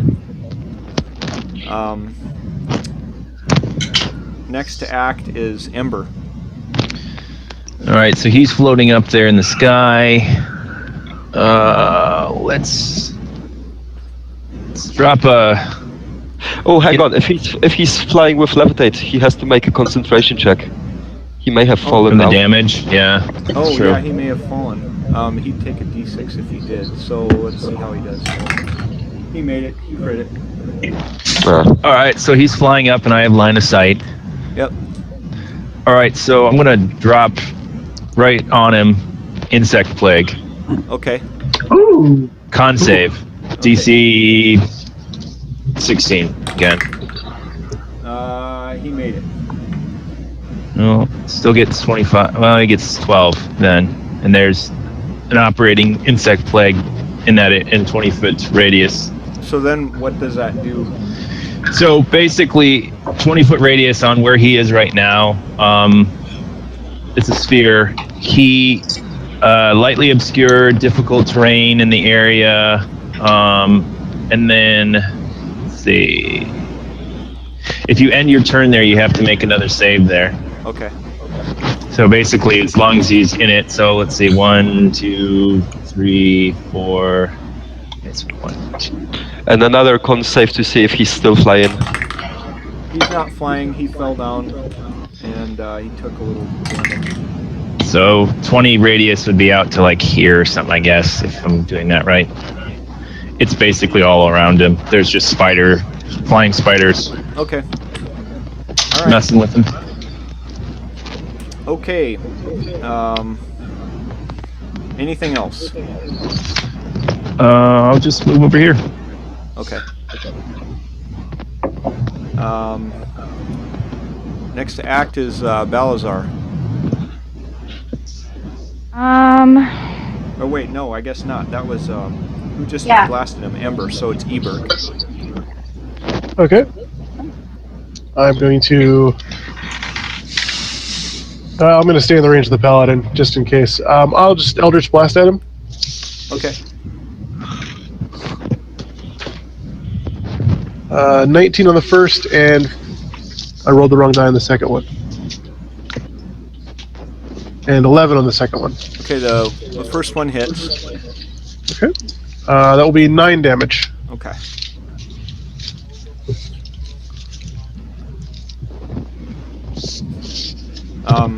It didn't appear to be as effective. None of these attacks appear to be as effective, the magical ones, as you thought they were. Mm-hmm. Surprisingly. So, just bearing that in mind. Okay.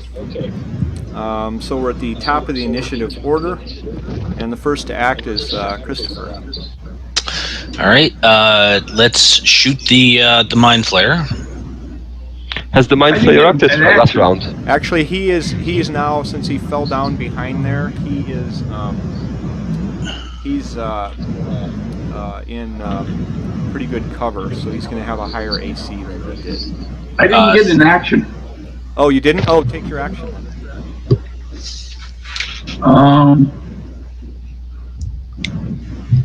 I thought that was what your Eldritch Blast was. I didn't do an Eldritch Blast. Oh, okay. What was that then? I didn't do anything. That was either. Okay, I'm sorry. Did Randall's aura stay up even though he's stunned? Yes. As long as I'm conscious, it's up. Okay, I'm gonna go up there and hide. Okay. All right. And that's Okay. okay. I'm done. Okay. Let's see. Who's next? So do you have total cover or 3/4? He's like at 3/4. Okay, so with the sharpshooter feat, I can ignore that. Okay. So I will shoot at him. Hit. 18 will hit, and a crit. Okay. Nice. All right. So let's see. The non-crit does 23, Okay.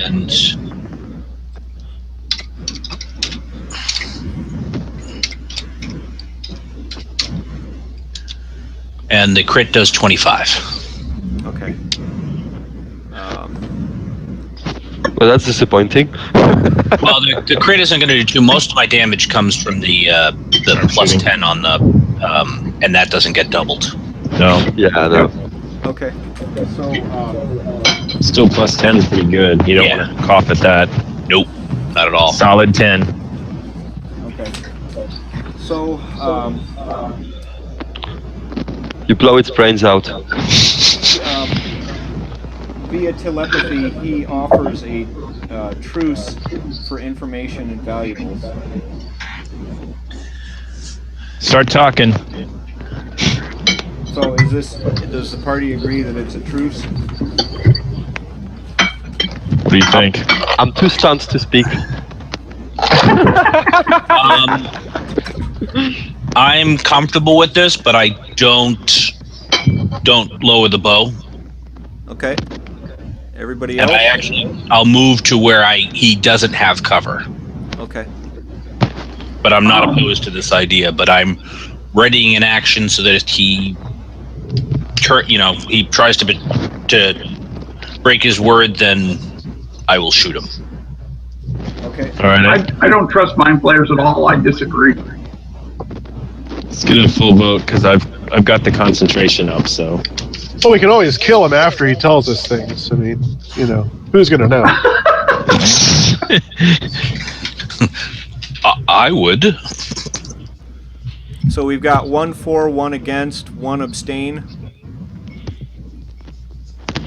Well, it's not that I'm abstaining, it's just that I can't speak. Yeah, so Right. in effect abstaining. So Christoph says yes. Nora says no. Okay. I'm- Balazar? I'm okay with that. I'm okay with either side. I want info. Okay, so that's 2 to 1. Ember? I'm okay with that. 3 to 1. I can- Okay. So, he says, using telepathy, what would you like to know? I'll drop the plague since it's going to kill him otherwise, probably. Yeah. We came down. Everything? We came down here looking for information about. Oh God, I'm drawing a complete blank. The Yeah, madness, why are we here again? the loot. Oh, so you're trying to get to Zortargra, he says. Yes.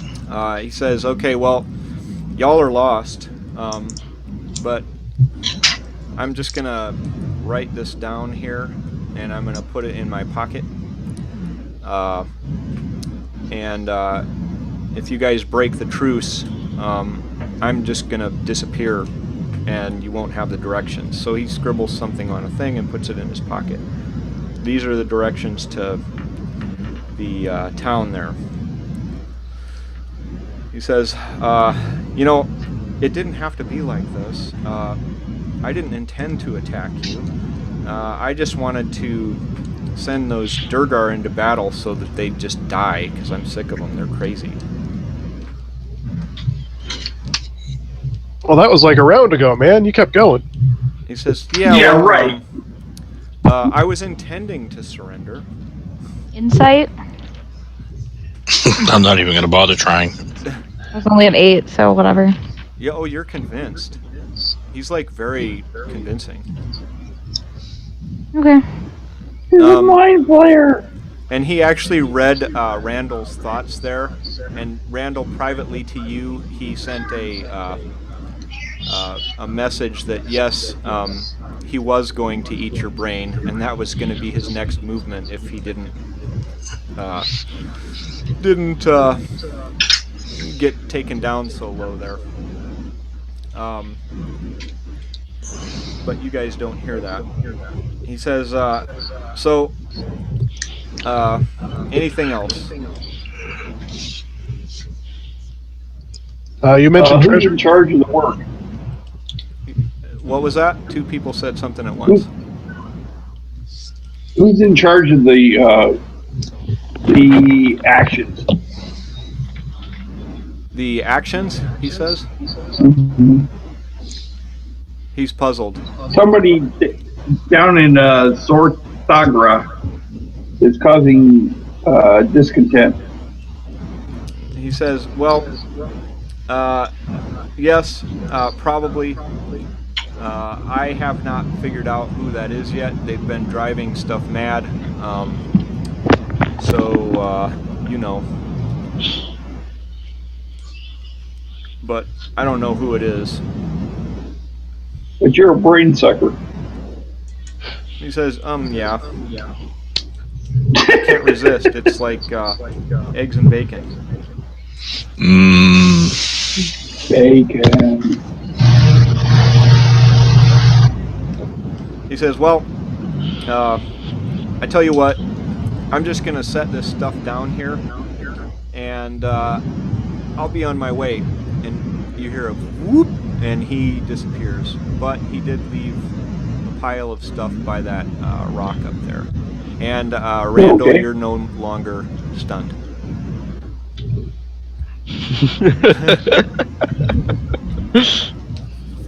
So you guys found a note with exact directions to the city, and there's a carved ivory statuette worth 200 gold pieces. He left you a potion of superior healing and Mine. and a scroll of lesser restoration. Which doesn't probably save you use on. that. It doesn't save you for madness. You need to remove curse. I think I'm the only person that can't use the scroll, so I'll keep it on me. Okay, what would you guys like to do? Drugs, that's the only answer. I guess inspect the map. Okay, you Does he have anything else in the lair? Looking around. looking around, nothing of any value. Okay.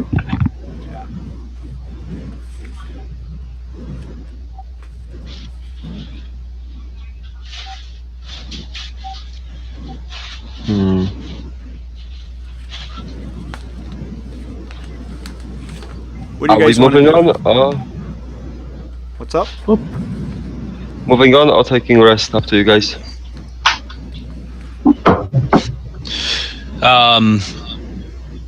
Well, we need to peruse this map and come up with a plan of where we're going. So a short rest may not be a bad idea.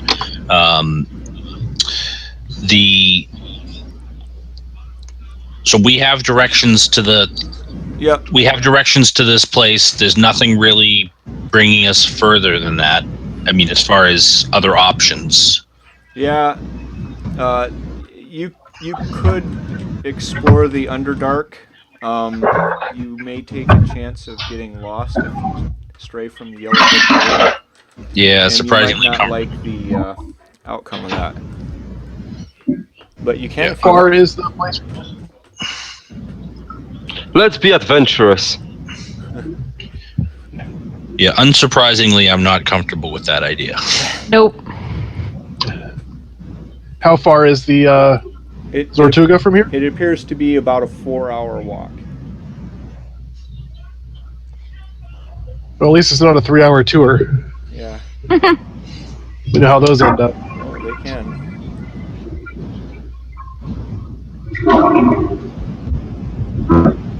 So, up to you guys whether you want rest or not.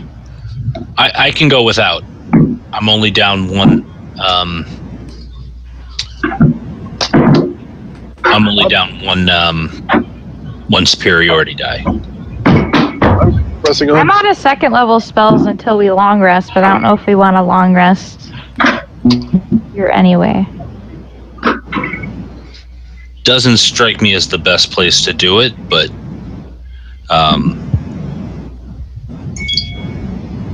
And I also need healing. How much hit points are you on?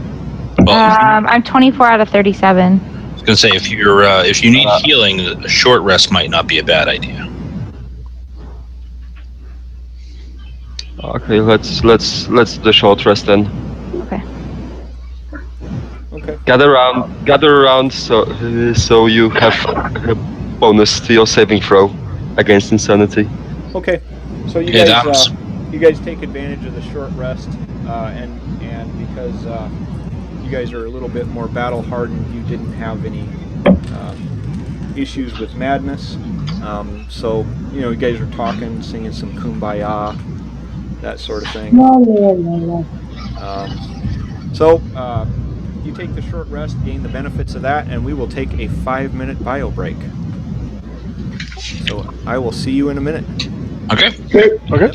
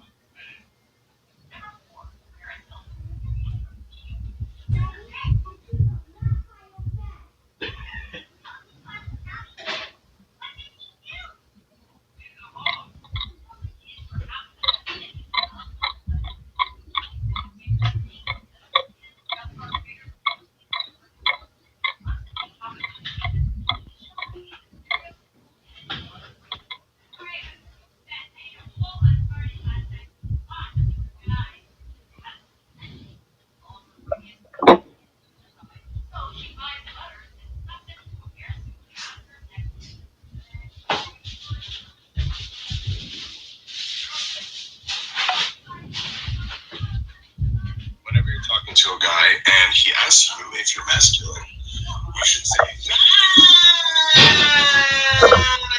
yes, of course, I'm masculine. What the hell? Whenever you're talking to a guy and he asks you if you're masculine, you should say, yes, of course, I'm masculine.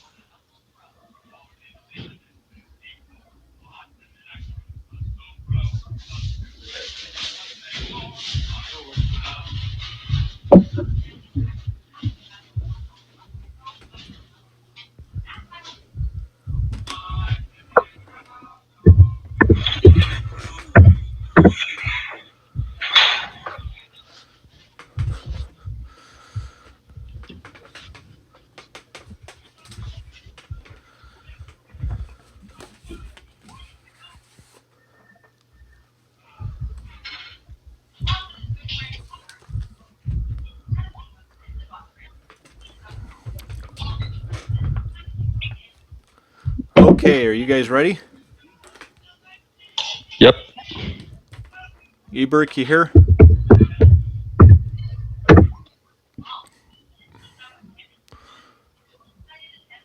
Nora's here. Christopher?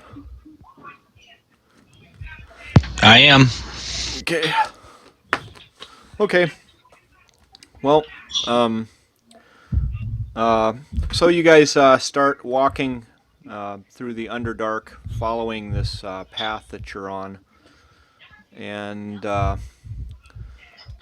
twists and turns. You see big, huge stacks of glowing fungi every now and again, and you see all sorts of really unusual things. You hear things skittering away from you in the darkness, and you guys round a bend, and you hear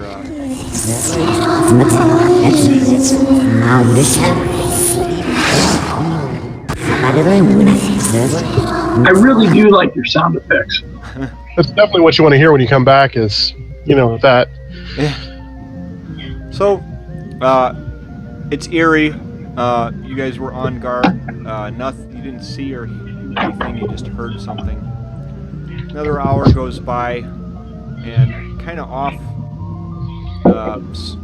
several caverns over. At some point, the path opens up to, instead of just being one little tunnel, it opens up into bigger cavernous stuff with a path, and from several caverns over,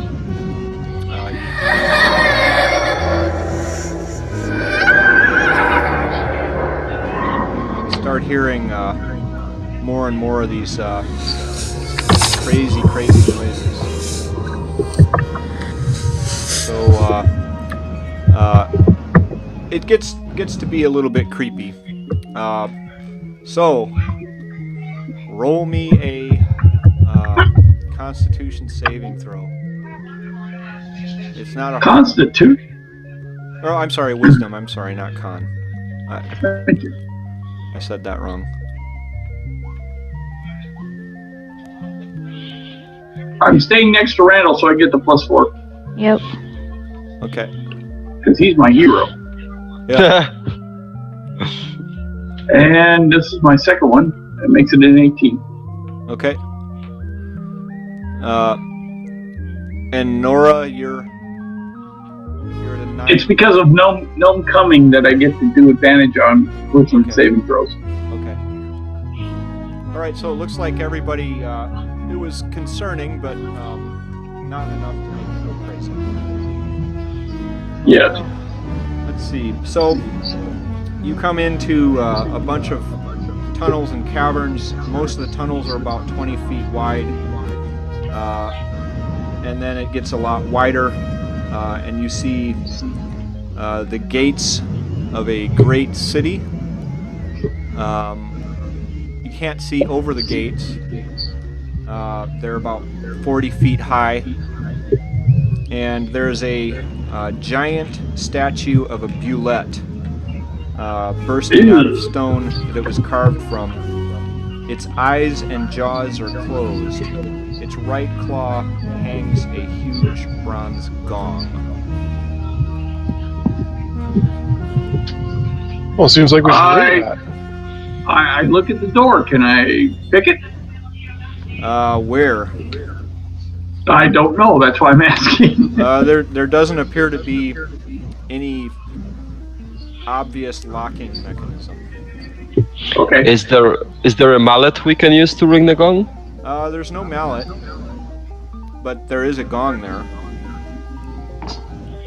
Can I smack it with my sword to see if it rings? I'll use the gong. Okay. So, a sonorous, resonant tone echoes through the tunnel. You hear 3 clicks, and the right eye of the Bulette statue bursts open. Inside, you see the balding head of an elderly Durgar with an eye patch. He looks at you, shakes his head, and moves his eye patch to the other eye. This better be good, he says. Dance, do something. Do something. So, I'll dance. okay. What's everybody gonna do to entertain this guy? I'll juggle. Okay. I'll sing a little ditty. Okay. So we're gonna do a Jack and Diane. yeah, there you go. Sipping on a chili dog outside Tasty Freeze, no doubt. So I'm gonna do a card trick for him. okay. So what I need is for everybody to roll. It's a DC 20 performance check, and half of you need to make it. I've got advantage because of Belf of Dwarven Kind. Okay. I want to use the +4 for being next to my buddy.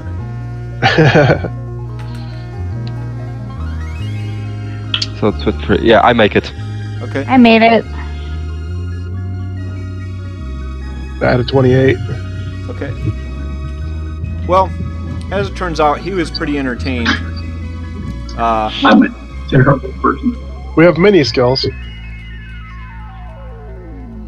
So, as you guys are dancing and stuff and carrying on, an arrow hits the Durgar in the back of the neck. Oh, jeez. A female Sverfneblin, dressed in rags and carrying a short bow, runs to the dying Durgar and catapults off his back. She flies through the eye hole and into the tunnel you came from. A mechanical clinking of gears reverberates in the tunnel. So, the mouth of the Bulette statue opens. There's a foot of space 20 where there. Once there is a foot of space opening in the door, 20 sooty, skinny Sverfneblin faces peek out. A small male with slate-colored eyes shouts out, "Freedom!" Emancipated bodies surge forward, pushing Get against out of each the other, way. trying to emerge from the statue's maw. Their clothes are ragged and torn. Most don't carry weapons, but a few have picks, axes, and bows. Jumping out of the still open mouth, they run towards you. Cousin! And they're running around you and through you and all these sorts of things. So everybody, let's see. Make a DC 15 strength saving throw. Just plain up strength.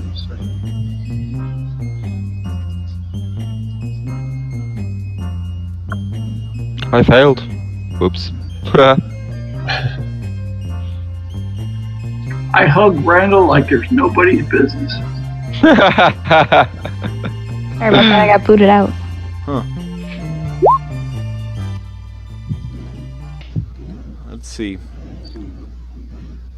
So, if you failed it, so less than 15, you take 11 bludgeoning damage from the trampling stampede, and you're briefly knocked prone. And The female Svirfneblin with a bow sees you guys get trampled and stays behind to have some real talk. She says, "My name is Tanglehair.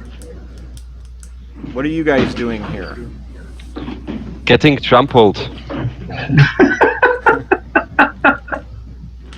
She says, "I can We are see here to. We are here to free the Underdark, Ah, great, awesome.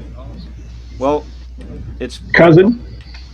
She says, "Awesome," because the Svirfneblin were captured by the Durgar 5 years ago and forced to work in the main smeltery of this godforsaken city, Zortagra. We've been treated pretty poorly and only given a handful of mushrooms to eat once in a while. There's this deity named Deep Dura, and it's strengthening the Durgar against an impending mind flayer attack. By drinking her brew, their minds are strong against intrusion. And she worries that the deep gnomes within Zortagra won't be as strong. And in Where fact, do we get this brew? she says at the temple. The brew's at the temple. And 5 days ago, the overseers started acting a little strangely. Somebody touched somebody, they got curious, one thing led to another. Playing doctor in the back Ultra room. boys. Yeah, 4 days ago, all the work in the smeltery ceased as all the Durgar who worked there started killing the Svirfneblin and each other for minor reasons. So they'd get in these crazy fights and all this. 3 days ago, in the midst of the chaos, we managed to escape our cages, and we hid in the smeltery's inactive kilns. And today, when we peeked out of our hiding place, we noticed that most of the Durgar had collapsed into some sort of a delusional stupor, and we took a chance and we ran for it. Most of the town has succumbed to madness, but there's a few things still left alive in there. But I gotta be on my way. Seek ya! And she, like, and she says, "Holla if you ever get back to the surface." What's your name? My name was Tanglehair. Was. What is it now? Okay. Okay. So, entering the gate, you emerge on a narrow street lit by torchlight. The smell of burning coal is mixed with something sickeningly sweet. Buildings on your left and right are carved into the green-brown stone and have rock-cut monumental facades that feature up to 4 levels of unadorned balconies. Several Durgar have collapsed in the middle of the road. A young female with a fishtail braid in her long white hair dances and twirls around you, leading a group of several others stumbling from nearby buildings. And then a whole bunch of other ones come out. There's about 15 of these Durgar running around trying to get you guys to dance. Dun, dun, dun, dun, dun, dun, dun, dun, dun. So you're all dancing? Conga. Sure. I'll Awesome. dance. Yeah. Because Ballister is the lead dancer. Yep. Even though he won't got the get down skills. and get bucket. Okay. So you guys are doing this crazy dancing, and let's see. Let me look here. Instead of whipping my hair back and forth, I'm whipping my tail back and forth. There you go. I whip my tail back and forth. Here's All a right. visual I did not need. So, Eberk, Yes. let's see. Make a wisdom saving throw real quick. Okay, am I in range for the bonus from the paladin? No, Okay. 8. I've had enough of that.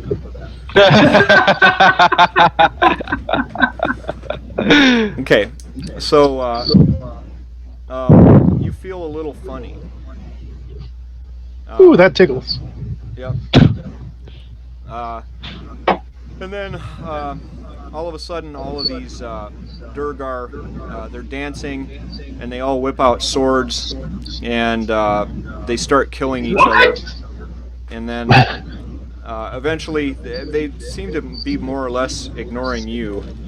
But there's 15 of them, and now there's none, and they're all lying dead at your feet. That's impressive. Well, that escalated quickly. All because I failed my save, man. I killed them all. Way to go, there is buddy. one. There's a thin female Svirfneblin, and she seems to have been victorious in battle, and she uses her dress to wipe the blood off of her axe.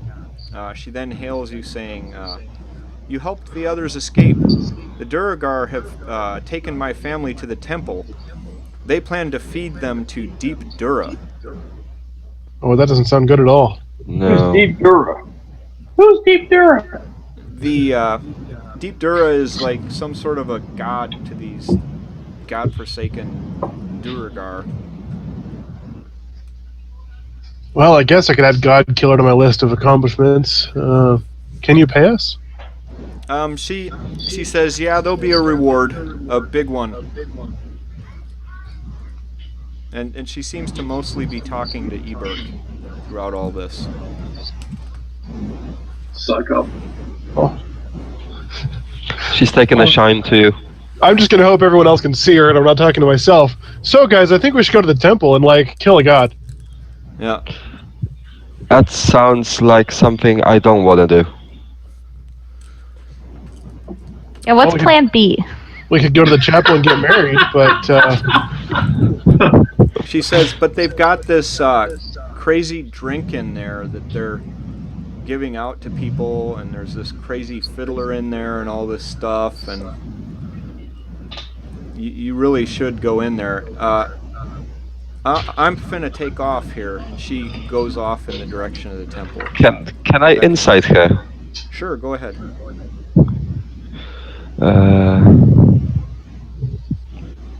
She's legit.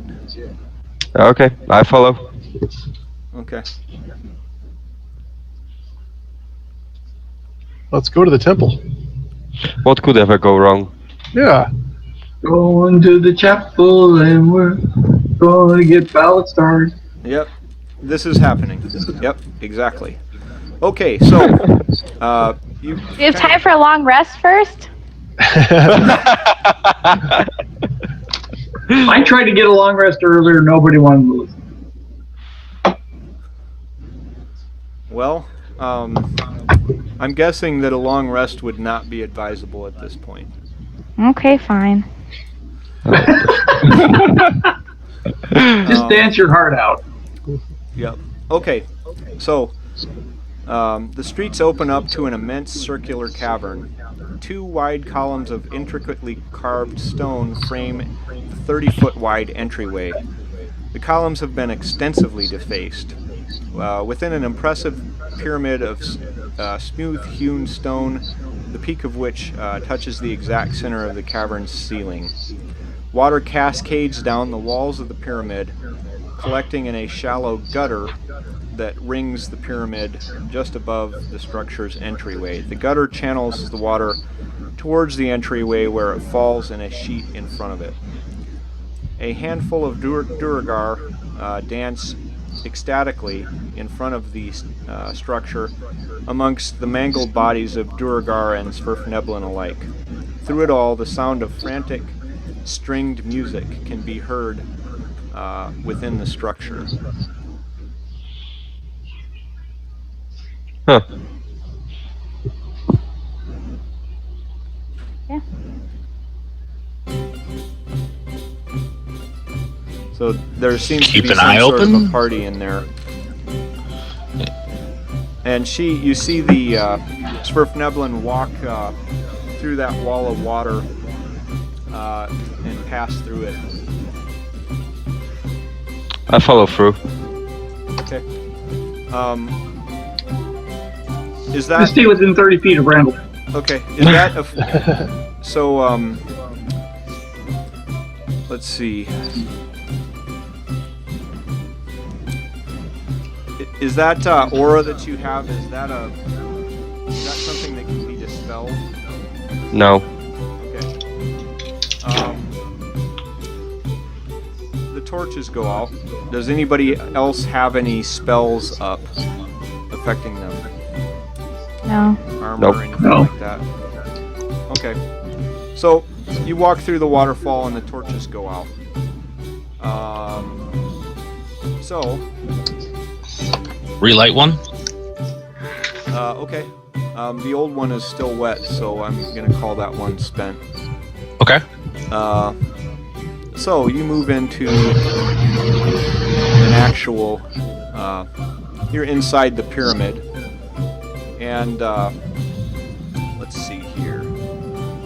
It's really kind of dimly lit, but there are these balls of fairy fire kind of dancing about the room. It would be completely dark, you would think, if it weren't for these balls of fairy fire. The area is thick with the smell of blood. The loud sound of celebration is drowned out only by the sound of fiddling.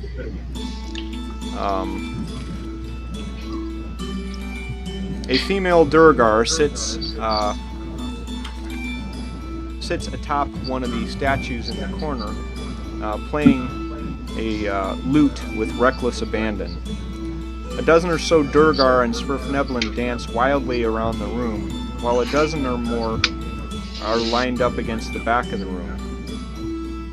In the center of the room, a Durgar pours liquid from a samovar, which is a brewing device, that is pouring stuff into the fountain. And she's putting it in a large clay mug. You see creatures walking up and drinking from the mug, and then moving to join their peers in the center of the room, dancing and cheering with eyes burning with madness. And she says, she calls out in Undercommon and says, "The maddened mind is bitter and ill-tasting to the illithid. Drink deeply and defend yourselves against them." She's offering you guys drinks of this stuff. Sounds like a phenomenal plan. We'll poison ourselves. We'll live it, get poisoned brains. Hang on, did I prepare that spell? Detect magic, detect poison. Damn it, no, I haven't.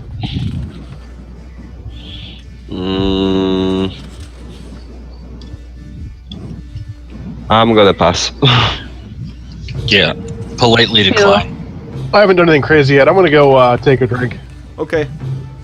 I will Anybody also else? take a drink. Yep. So how many? Who's taking a drink? Eberk, Uh huh. And Nora. Okay. Balasar and Embar, are you doing it?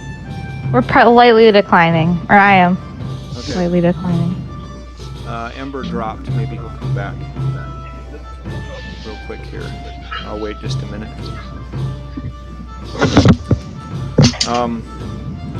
Well, seeing he's not logged back on yet. So you guys receive once you drink it, receive the story reward, A Taste of Madness. You can write that down. Go ahead and make a DC 18 Wisdom saving throw.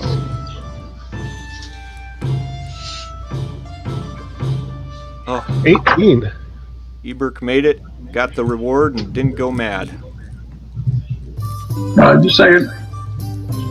Oh no! I get 2 rolls. I get 2 rolls because it's wisdom.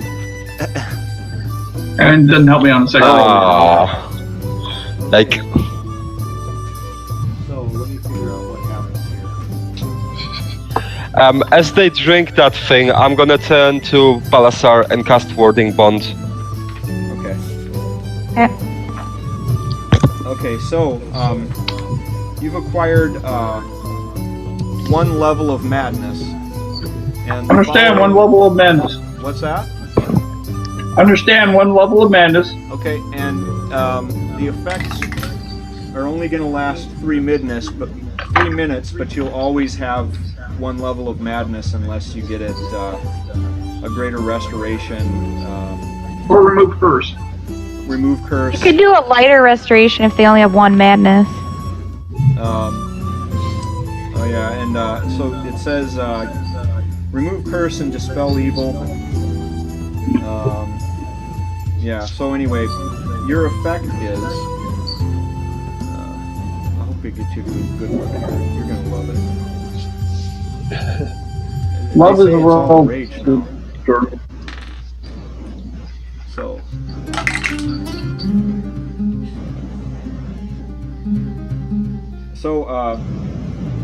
you have, you're affected by infatuation for 3 minutes, and really all that does is, it's just an RP thing. I figured out with madness, because I have a character that's like crazy as hell, but it just makes the RP fun. She's hedonistic, and so, well, you know. So Ballister and I are going to dance. Yeah, you say, Damn! I will not Well, I'm rest female, until I she's have made female. someone else mine, and doing this is more important to me than my own life or the lives of others. So you can choose whoever. It doesn't have to be a character, it can be somebody from your past or whatever. So, and it's just... So what do I want to do? What's that? What do I want to do? You want to make somebody else yours. Anything. It Oh. could be like a goblin you met or something. It doesn't matter. No, it's Ballister. Because he was such a hunk when he was dancing. Oh boy. You get a point of inspiration for that. All right, so seeing that you guys didn't drink, off in the corner here, a demon gets kind of angry and says, "Why did you not drink the brew?" Because we're not stupid. It wasn't from the chalice from the palace. He says, "Fools, you shall pay for your insolence." So, we need to do initiative.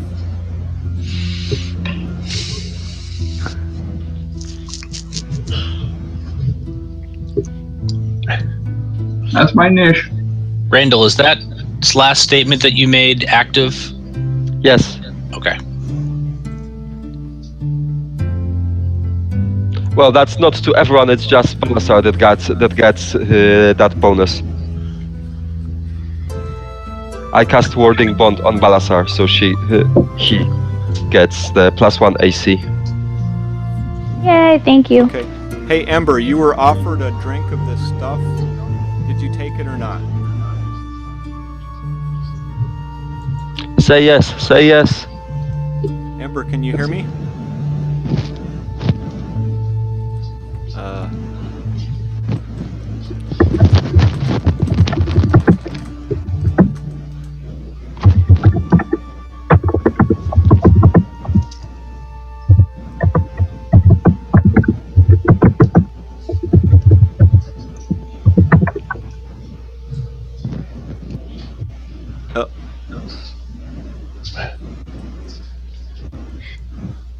And an ember's gone.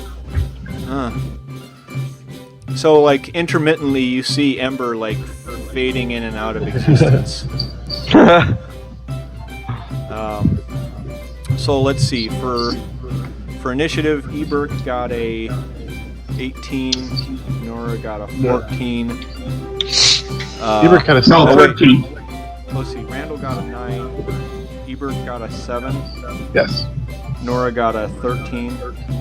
That's correct. Ballasar got a 21. Christoph got a 6.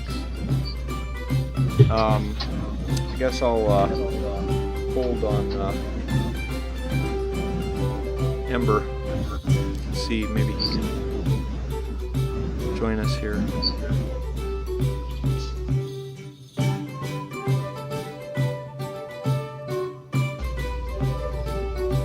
Can you hear us?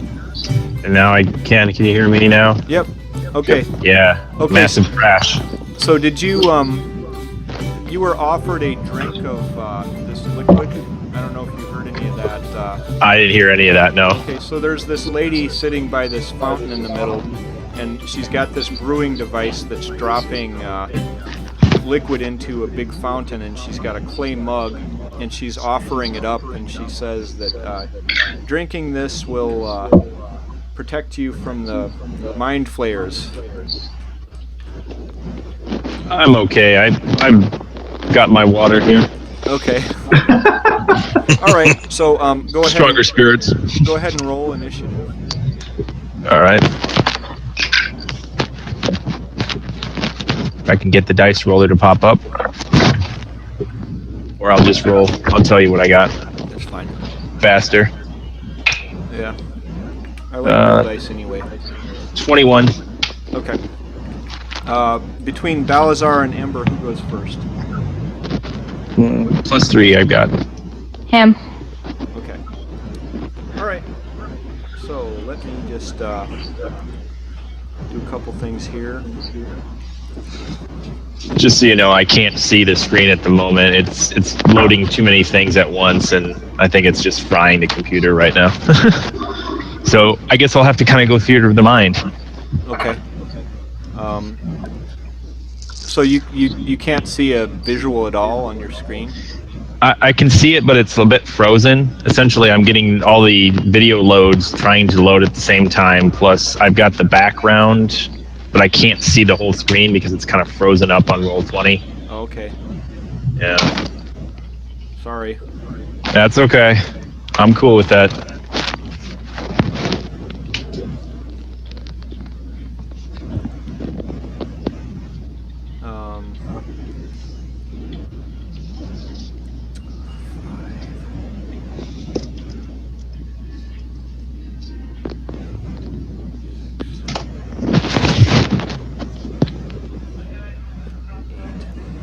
I may try to just refresh here. Okay. Yeah. Might take too long. So, there we go. Finally it popped in. Excellent. 3 demons pop out of the back wall. What? Hey, showed up just in time.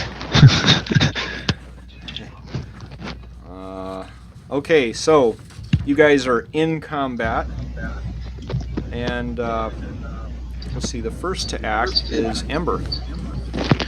Okay, it's a little. There's a female demon with wings and a whip, and then there are 3 other kind of shadowy demons. I think I'll go after the one with the whip. Okay.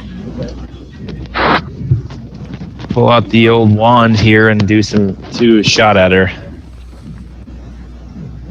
Let's see. Lightning, here comes. Let's see if I can get that up. Everything's frozen. Awesome.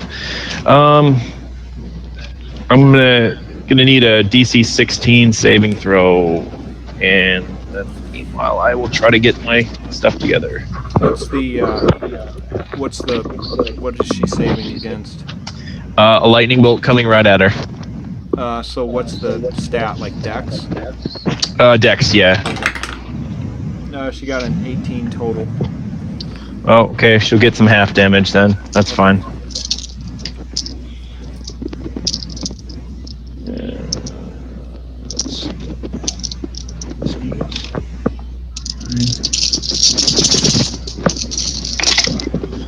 All right, let me do some math.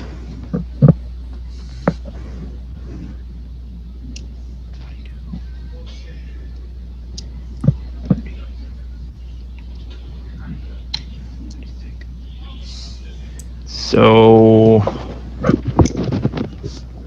half of 38. 19. Okay. And that was a lightning bolt? That was a lightning bolt. Okay. It doesn't appear to be as effective as you thought it would be. That's okay. Okay.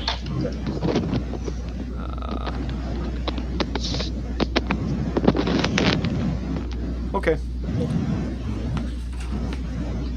Yeah, are you going to do anything else? If I'm not already in the back, I'll try to get around everybody. Get back to the back. Okay, I'll move you. You're pretty much in the back, but now you're really in the back, so. Okay. Okay. So Ember does this, and this female demon wearing S&M type gear flies Make her through a the bad air person. and lands next to Eberg and says, "Eberg, my love." You've come back to me. Yeah. Finally, I've been looking for so long. Yes. Let's kill all these other guys, and you and I can head out on our own. He's like, I love that idea, and in fact, I'm going to give you a big, wet kiss. So, make a DC 15 Constitution saving throw. Ouch. You're within 10 feet from me, so you get the bonus.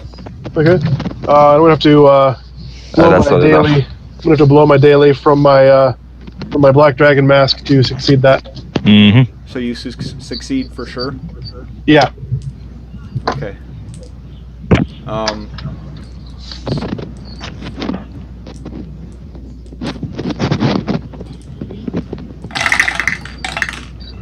Oof.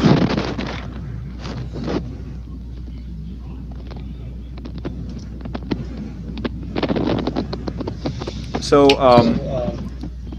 you feel drained. You took some psychic damage from that kiss, and you took a total of 16 points of psychic damage, and your maximum hit point is reduced by that amount, and it lasts until you finish a long rest. So that's your new permanent hit points. And you guys are seeing this embrace just so lovingly. Get a room. You said it was 15, is that right? What's that? 16. 16, okay. Yep. Okay. You got to get out more. Next to act is Balazar. I'm going to fireball the ones in the back, but I have to convert a first level spell to spell points and then blow some spell points to do it, but Okay. it all works out. Okay. They have to make a DC dex of 15. Okay. So we'll go a dex save. So demon number 1 fails it. Demon number 2 makes it. Demon number 3 makes it. So demon number 1 failed. So 24 points or 12. Okay. It doesn't seem as effective as you thought it would be. Okay.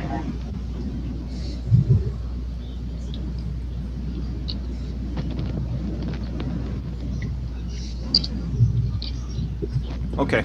Anything else? Nope, that's all I can do. Okay. Next to act is Nora. I use my bonus action and disengage. Okay. Come back to Balastar.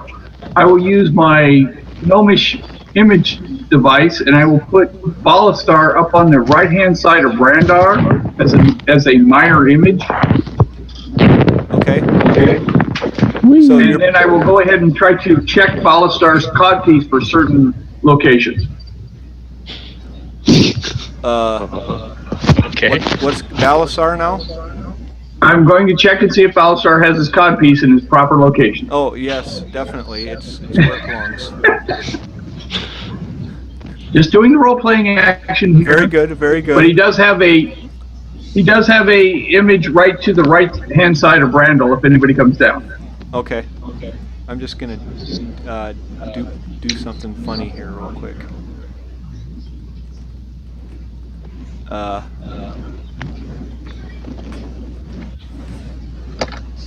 second. There we go. So fake Balazar's there. Okay. Gotcha. All right. Anything else?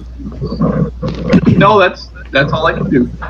Okay, so your shadow demons. What do they want to do to you? Dance. Surrender. Uh-huh.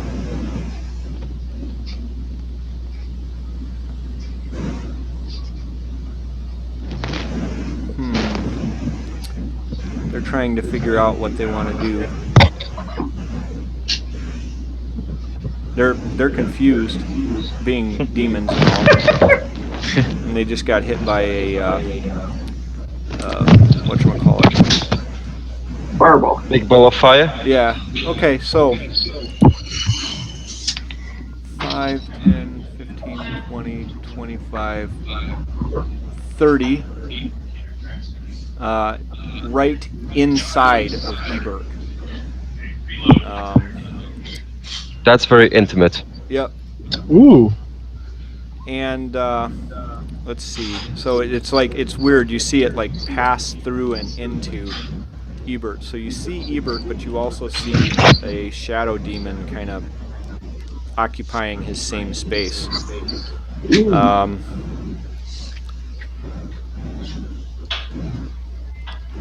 Actually, he decided not to do that because that would just be mean. He goes right next to you and decides to use his claws on you. Okay. And would a 23 hit you? Yes, it would. Okay. So you would take 10 points of psychic damage from that. Okay. Okay. Demon number 2 flies down 5, 10, 15, 20, 25, 30, and then flies a little bit further and ends its turn right there.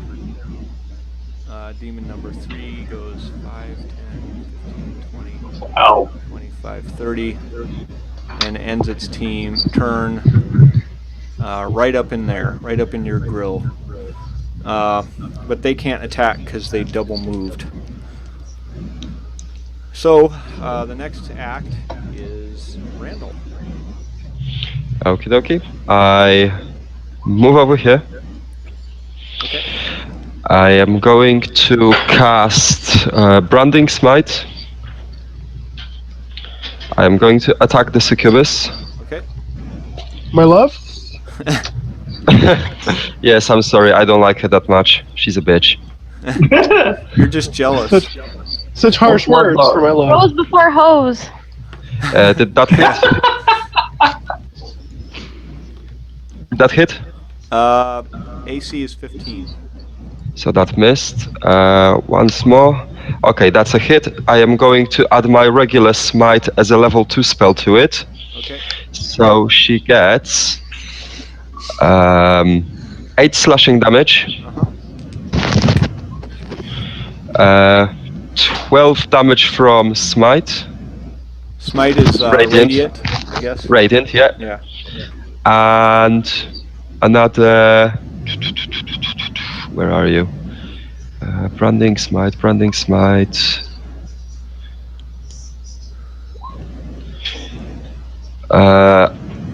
Another 4 radiant damage from branding smite. Okay. You gonna do anything else? I can't.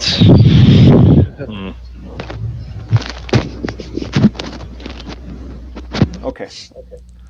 All right. Next to act is Eberk. What? Okay. I turn to my new love and say, my love, would you give me a charisma savings throw, please? Oh. Okay.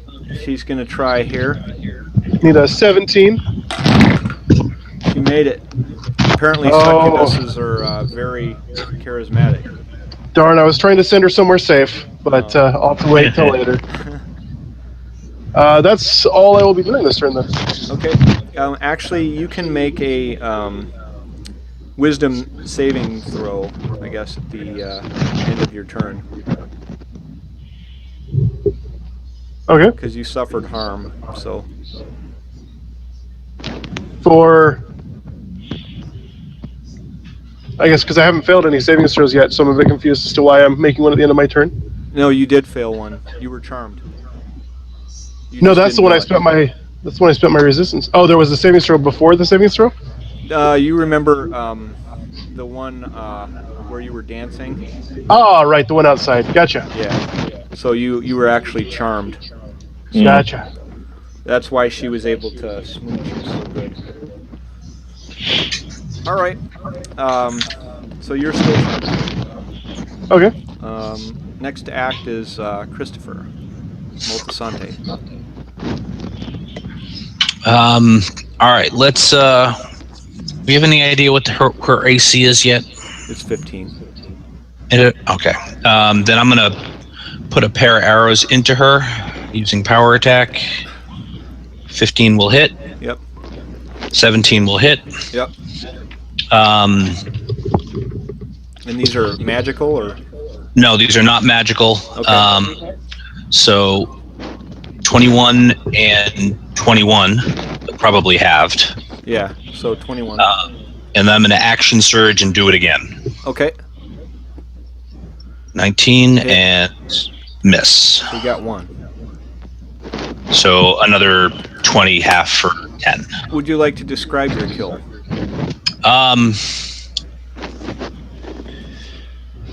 My love. 2 in the shoulder and then 1 through the throat. No. Oh boy. Yeah, and suddenly Eberk was initially he was hurt by your words, but now he has broken his charm of the succubus and has now come back to himself. And She only thought it was a charm. Anything else? yeah, I'm going to move 1, 2, 3. I'm going to move off. Okay. Okay. First to act as Ember, there is a demon in melee range of you. There's one 10 feet away and one about 20 feet away. Yeah, I see it now. I finally reloaded it. So, All right. I'm gonna bonus action and Misty step away from said demon. Okay. Pop there, and we'll take a shot back at the one that was trying to attack me with frostbite. So it's a con save. Con save. And that'd be the one that was right next to you? Yeah, the one that I just avoided. Okay. So you got a 15 total. 15's not going to be enough. Okay. It's cold damage, so I don't know if that affects it, but just make sure I don't. Yeah, okay, so total of 15 cold damage, and then they disadvantage the next attack roll. Okay. He does not appear to have been affected at all. Okay, well, it was worth a try. Okay. All right. But I think he would still have disadvantage, right? Or does it have to? If he failed it, then yeah, he should at least have. So he's got disadvantage on his next attack. All right. Okay. Let's see. Next to act is Balazar. Okay, I'm gonna try Chromatic Orb, Okay. and I'm gonna choose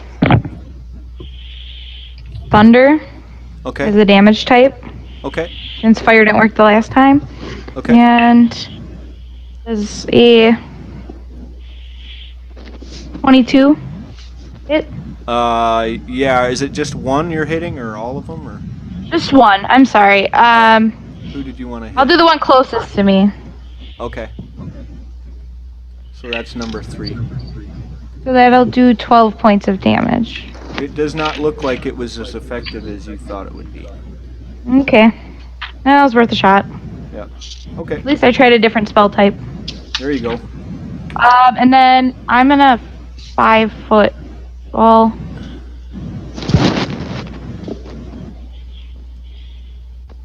I guess I'll stay there. Okay. Oh, never mind. Okay. So something special happens. the fiddler starts playing again, and she just is like rocking out here, just like totally rocking it. And because she's rocking it so hard, the music still rings in your ears, seeming to echo and bounce around inside your skull until it becomes a cacophony of senseless noise. The lights dim in the room, and the air fills with the stench of brimstone and excrement. Something is in the room that was not there before. Things just got real, yo. My love, you're back. You look different. Oh, this is much worse. Okay, let's see. What does he want to do?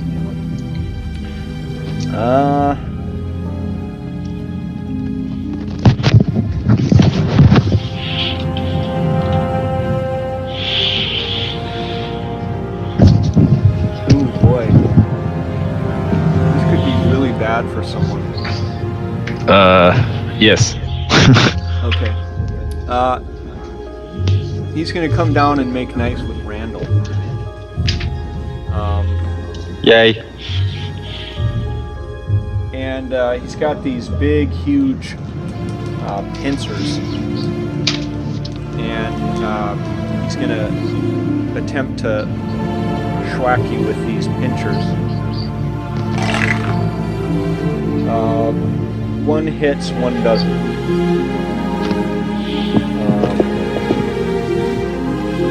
Let's see. You only take 8 points of damage, but you're now grappled. Mm-hmm.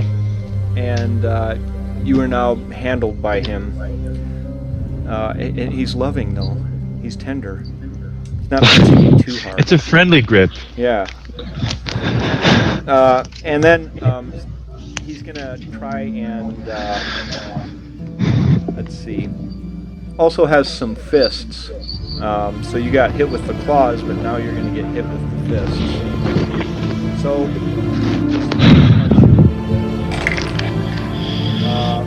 one hits, one doesn't. And it is for 6 points of damage, so not bad. Could be worse.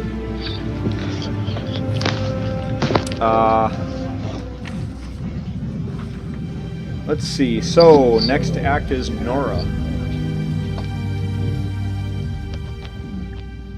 Nora, we can't hear you.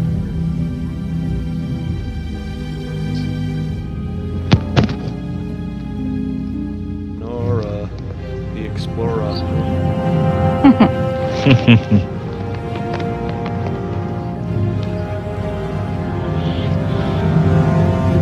Nora.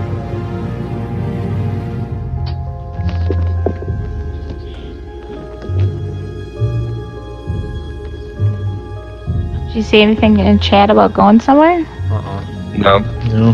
5, 4, 3, 2, 1. Nora was momentarily distracted by something in the room.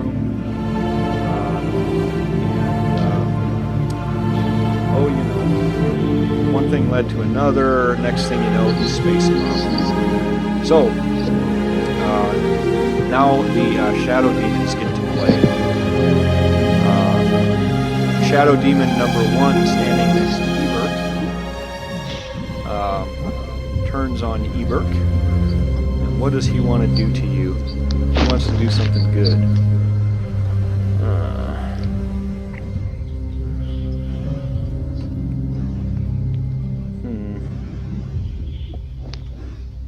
He's going to try to claw you. Okay. And only rolls a 12, so I'm guessing that misses. No, that'll miss. Yep. Okay. And at the end of his turn, him being a shadow demon and this being dim light, he attempts to hide, but none of you will move. Okay, so that was number 1. Number 2 comes up behind Balazar and wants to claw you as well, since you've been shooting shadow demons all day. All in a day's work. Yep, and here it comes. And surprisingly misses, like crit misses. Oh, nice. Sweet. Okay, Shadow Demon number 3 is standing next to Randall, and since Nora is AFK, he's somehow distracted by Randall more so than Nora, and attempts to swing at Randall and misses. So that was them. Next we move to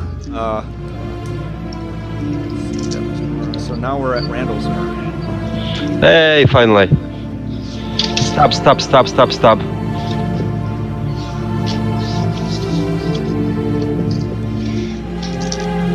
Is that a hit? Who are you trying to hit?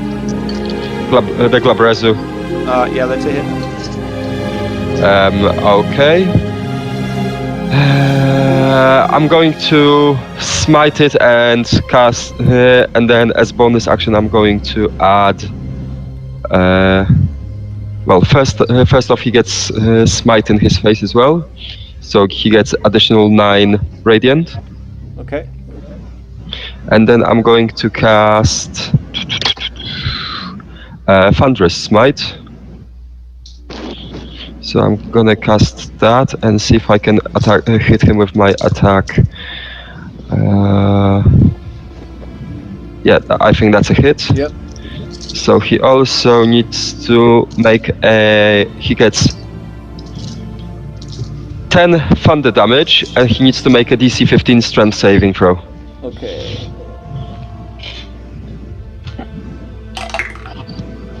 He made the saving throw. He made it. Yep. Okay. Alright, so he just takes extra 10 thunder damage. Okay. On top of the 8 slashing. Okay, so how much total damage is he taking? This round 9, and 8 is 17, and 10, 27. 27, okay. Alright. You're attacking one of the shadow demons? Say again? You were attacking a shadow demon? No, the Glabrezu. Okay. He's actually pretty big. Okay. Anything else? No, that's it. Ebert, your turn.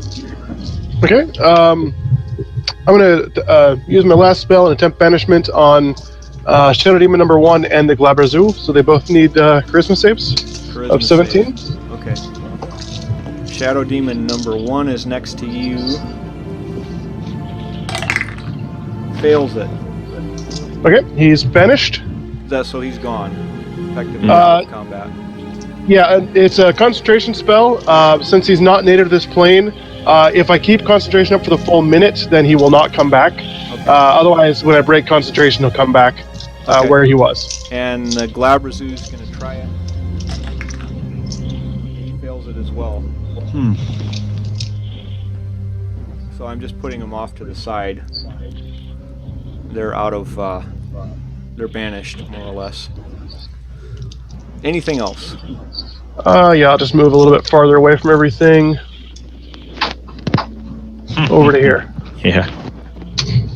Okay. All right, next to act is Christopher Moltisanti. All right. Let's target that bottom shadow demon. Okay.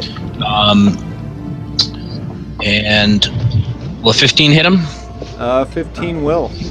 All right, and then a second shot for Hit. 22. So these are just regular arrows for 16 and 20. Okay, so total would be 36. 36, possibly halved. 18, yeah. So that's the Shadow Demon number 2, right? That is this one, yes. Yeah, okay. All right. Okay, anything else? I will move another 5 feet and get cover. Okay, you have. You can have full cover if you want. Okay. You can hide behind that statue. Yep, they don't seem to be ranged, but I'm not going to take any chances. Okay. Let's see, that was Christopher. So we're back at the top of the initiative order with Ember. All right, I'm gonna fire magic missiles at number 2 then. Okay.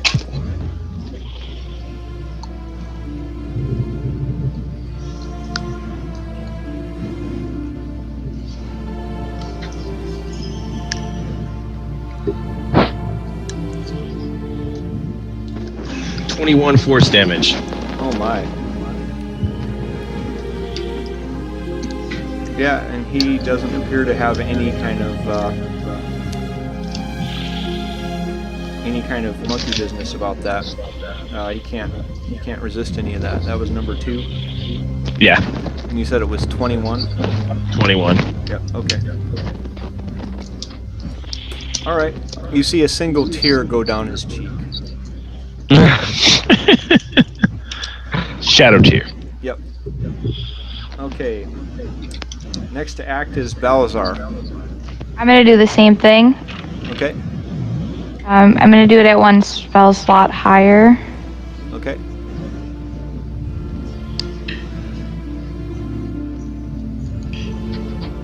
Uh, 15 points. Okay. You see many tears come down his cheeks.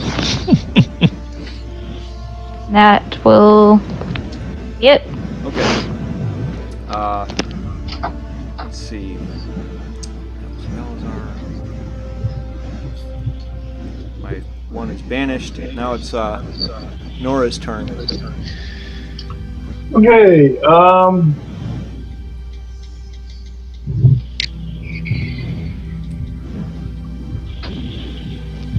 I'm going to stab the one behind Ballastar with my rapier. Okay.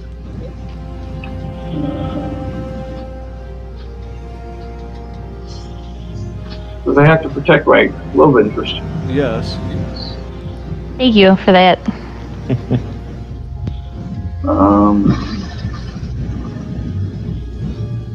Not enough. No, sadly no. I will disengage over to the. As soon as I get more. Disengage is an action, is it not? Yeah, it's a bonus action for thieves. Okay. So you're still in melee of number 3 there. Well, no, I'm going to keep moving over. For some reason, my screen isn't crossing over. Okay. All right. So you're well out of range of everybody. Yeah. For melee, anyway. Yeah, that brings me down here. And stab, miss, smoke, okay. And still maintaining concentration for the Ballastar fake. Okay. And I'm done. Let's see. That was Nora. Next to act are my demons.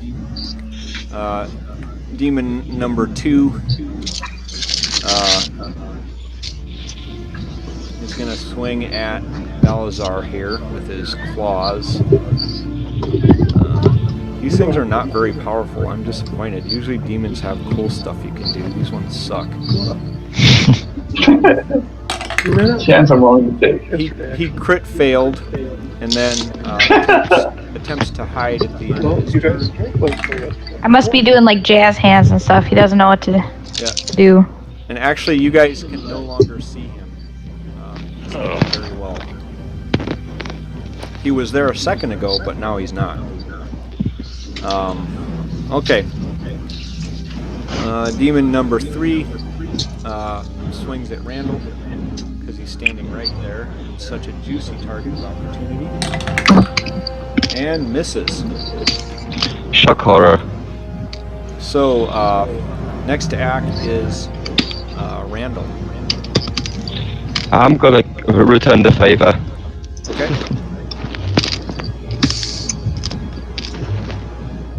That's a miss, I guess. Yep. That too is a miss. Yep. Anything else? Bonus action, I'm gonna cast Shield of Faith. Okay. So +2 AC. Okay. All right. Next act is Eberk. Eberk, are you there? Yes. I just see the one. Is that right? Yeah. You see. Number. Yeah. There are two that have kind of been banished. Provided nobody loses concentration, you can actually see number 3 and number 2 at the bottom of the screen. I thought number 2 was hiding. Oh yeah. You can't see him. Okay. Yeah. So I will Eldritch Blast at number 3, the one I can see. Okay. On the first blast is a 20 to hit, and the second blast 27. Yeah, both hit. So 11 damage force on the first one, and 12 damage force on the second one. Okay. Let's see. So 11 plus 12 is 23. Yes. Yep. Okay. Anything else? Nope, that'll be it. Just maintaining my concentration on the banishment. Okay. All right. Next to act is Christoph. I'll take myself off mute.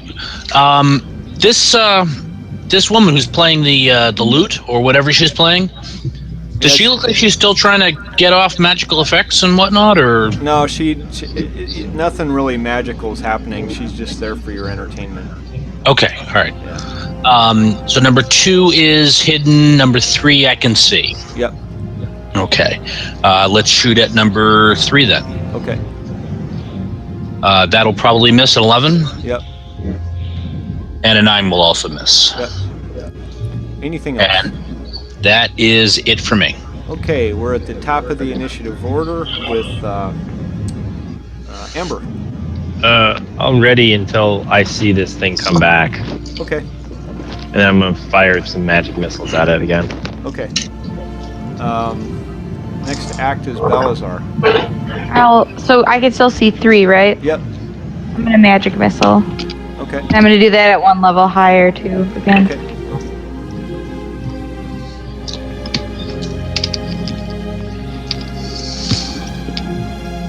16 points of damage. Okay. A tear goes down his cheek. And that's it. Okay. Let's see. Next to act is Nora.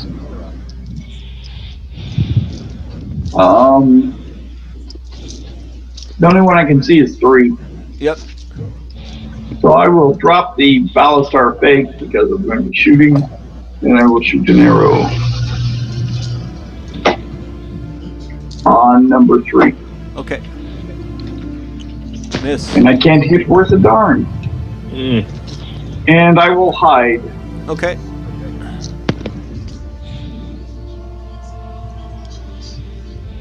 Behind the demon thing Okay. statue.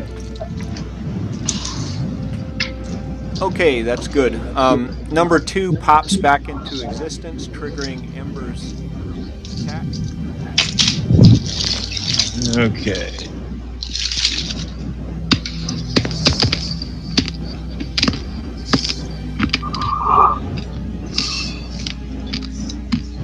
"19 force then." Okay, care to describe your kill? Pops up, I don't know, behind me. I swing around, ready for it, and throw off 6 magic missiles at it. Pop, pop, pop. Right in the chest. Yep. Okay. Well, I'm going to hand wave this, unless you have objections. Nada. Okay. So, all of the demons were eventually banished, leaving us. Let's see. So, the lady that's handing out the stuff is there, and she sees all of this going on, and you kind of see her cowering. She says, "Please don't hurt me. I'm the Deep Dura."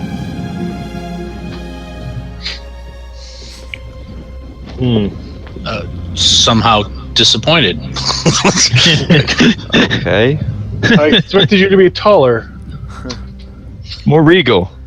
She says, I'm a goddess. I realized I was reincarnated as the goddess after drinking from the samovar. Naturally. Oh. I go over and try to make out with Balasar. Oh, Awkward. little forward. And actually, PvP? just as that happened, your madness wore off, leading to a much more awkward moment.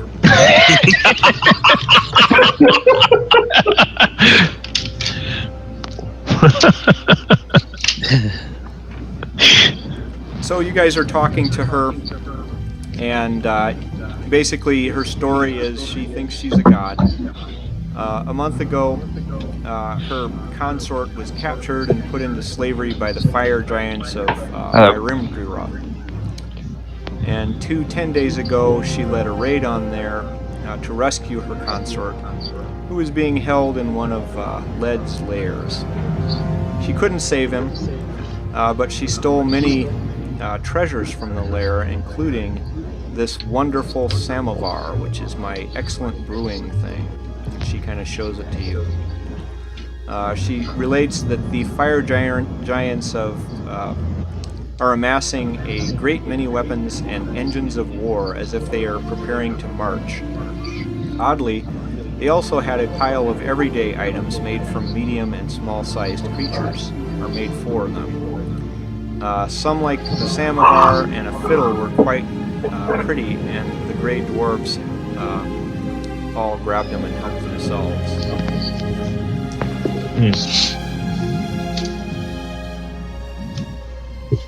She says, you guys all agree that I'm the Deep Dura, right? Well, but of course. Sure. Since I've never met a god before, I'm sure. Ah. And I still stroke Balastar's leg. Okay. That happens. And now, as you recall, your mission was to find out what the source of the madness was. It is probably that samovar. She also has a jug with her, made of thin metal strips bolted together. It's covered with dwarven runes in the form of night constellations. Neat. She says, well, I guess you guys will be moving on then, right? Or is there something else you want? She kind of looks over at the samovar. Yeah, I think we need to take that with us. She says, well, you would have to do a deception or persuasion check. DC I'll 20. help persuade. Okay, so you get advantage. I will do a deception.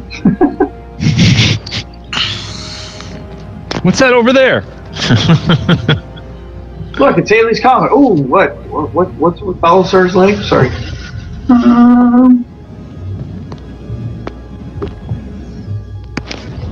Okay, so we're going with deception, or we're going with?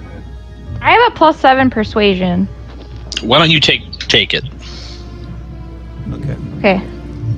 With advantage, because they're all helping you. Okay.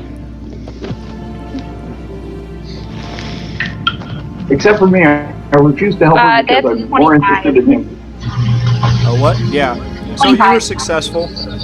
She hands it over, and she also hands over this alchemy jug thing. Cool. Does anybody read Dwarven? Yes. I can read Dwarven script. Does it say anything of importance? Yeah, it says Or does it this just is a look like- magic item called the alchemy jug, for which I have a certificate. Cool. I hear it makes mayonnaise. What does it do? Oh, mayonnaise, yes, all the tartar sauce. Gallons and gallons of mayonnaise. It says that salad. you would have to look it up in the Dungeon Master's Guide, because I don't know what it does. But I can go get my Dungeon Master's Guide. I just don't have it with me. the journey back to Elventree takes the better part of 3 days. Between the trek up, the way down, and climbing up the narrow chimney into Ulash, it's grueling. 2 days after seeing the sun once more, you arrive in town. Elenil meets the group at the entrance of Elventree and takes you to her quarters. She thanks you for bringing back the Samovar and all of the information, and she says it will be quite helpful in learning about more madness plagues in the area. She discovers that the Samovar and Fiddle both originated in Myrimdra, and coupled with that, they appear to have been crafted by Grast himself. Madness indeed. So that is the conclusion of our adventure, and I will stop streaming to the 2 people in the history of the world who will ever watch this. Be sure to get all of your paintball supplies and gaming gear at Traverse City Paintball and War Room. They are my sponsor, which is how I get the magic items. So, In what town? Traverse City. Michigan. So if you're, gonna shoot somebody in the neck with your paintball gun or whatever, you'll want to do that.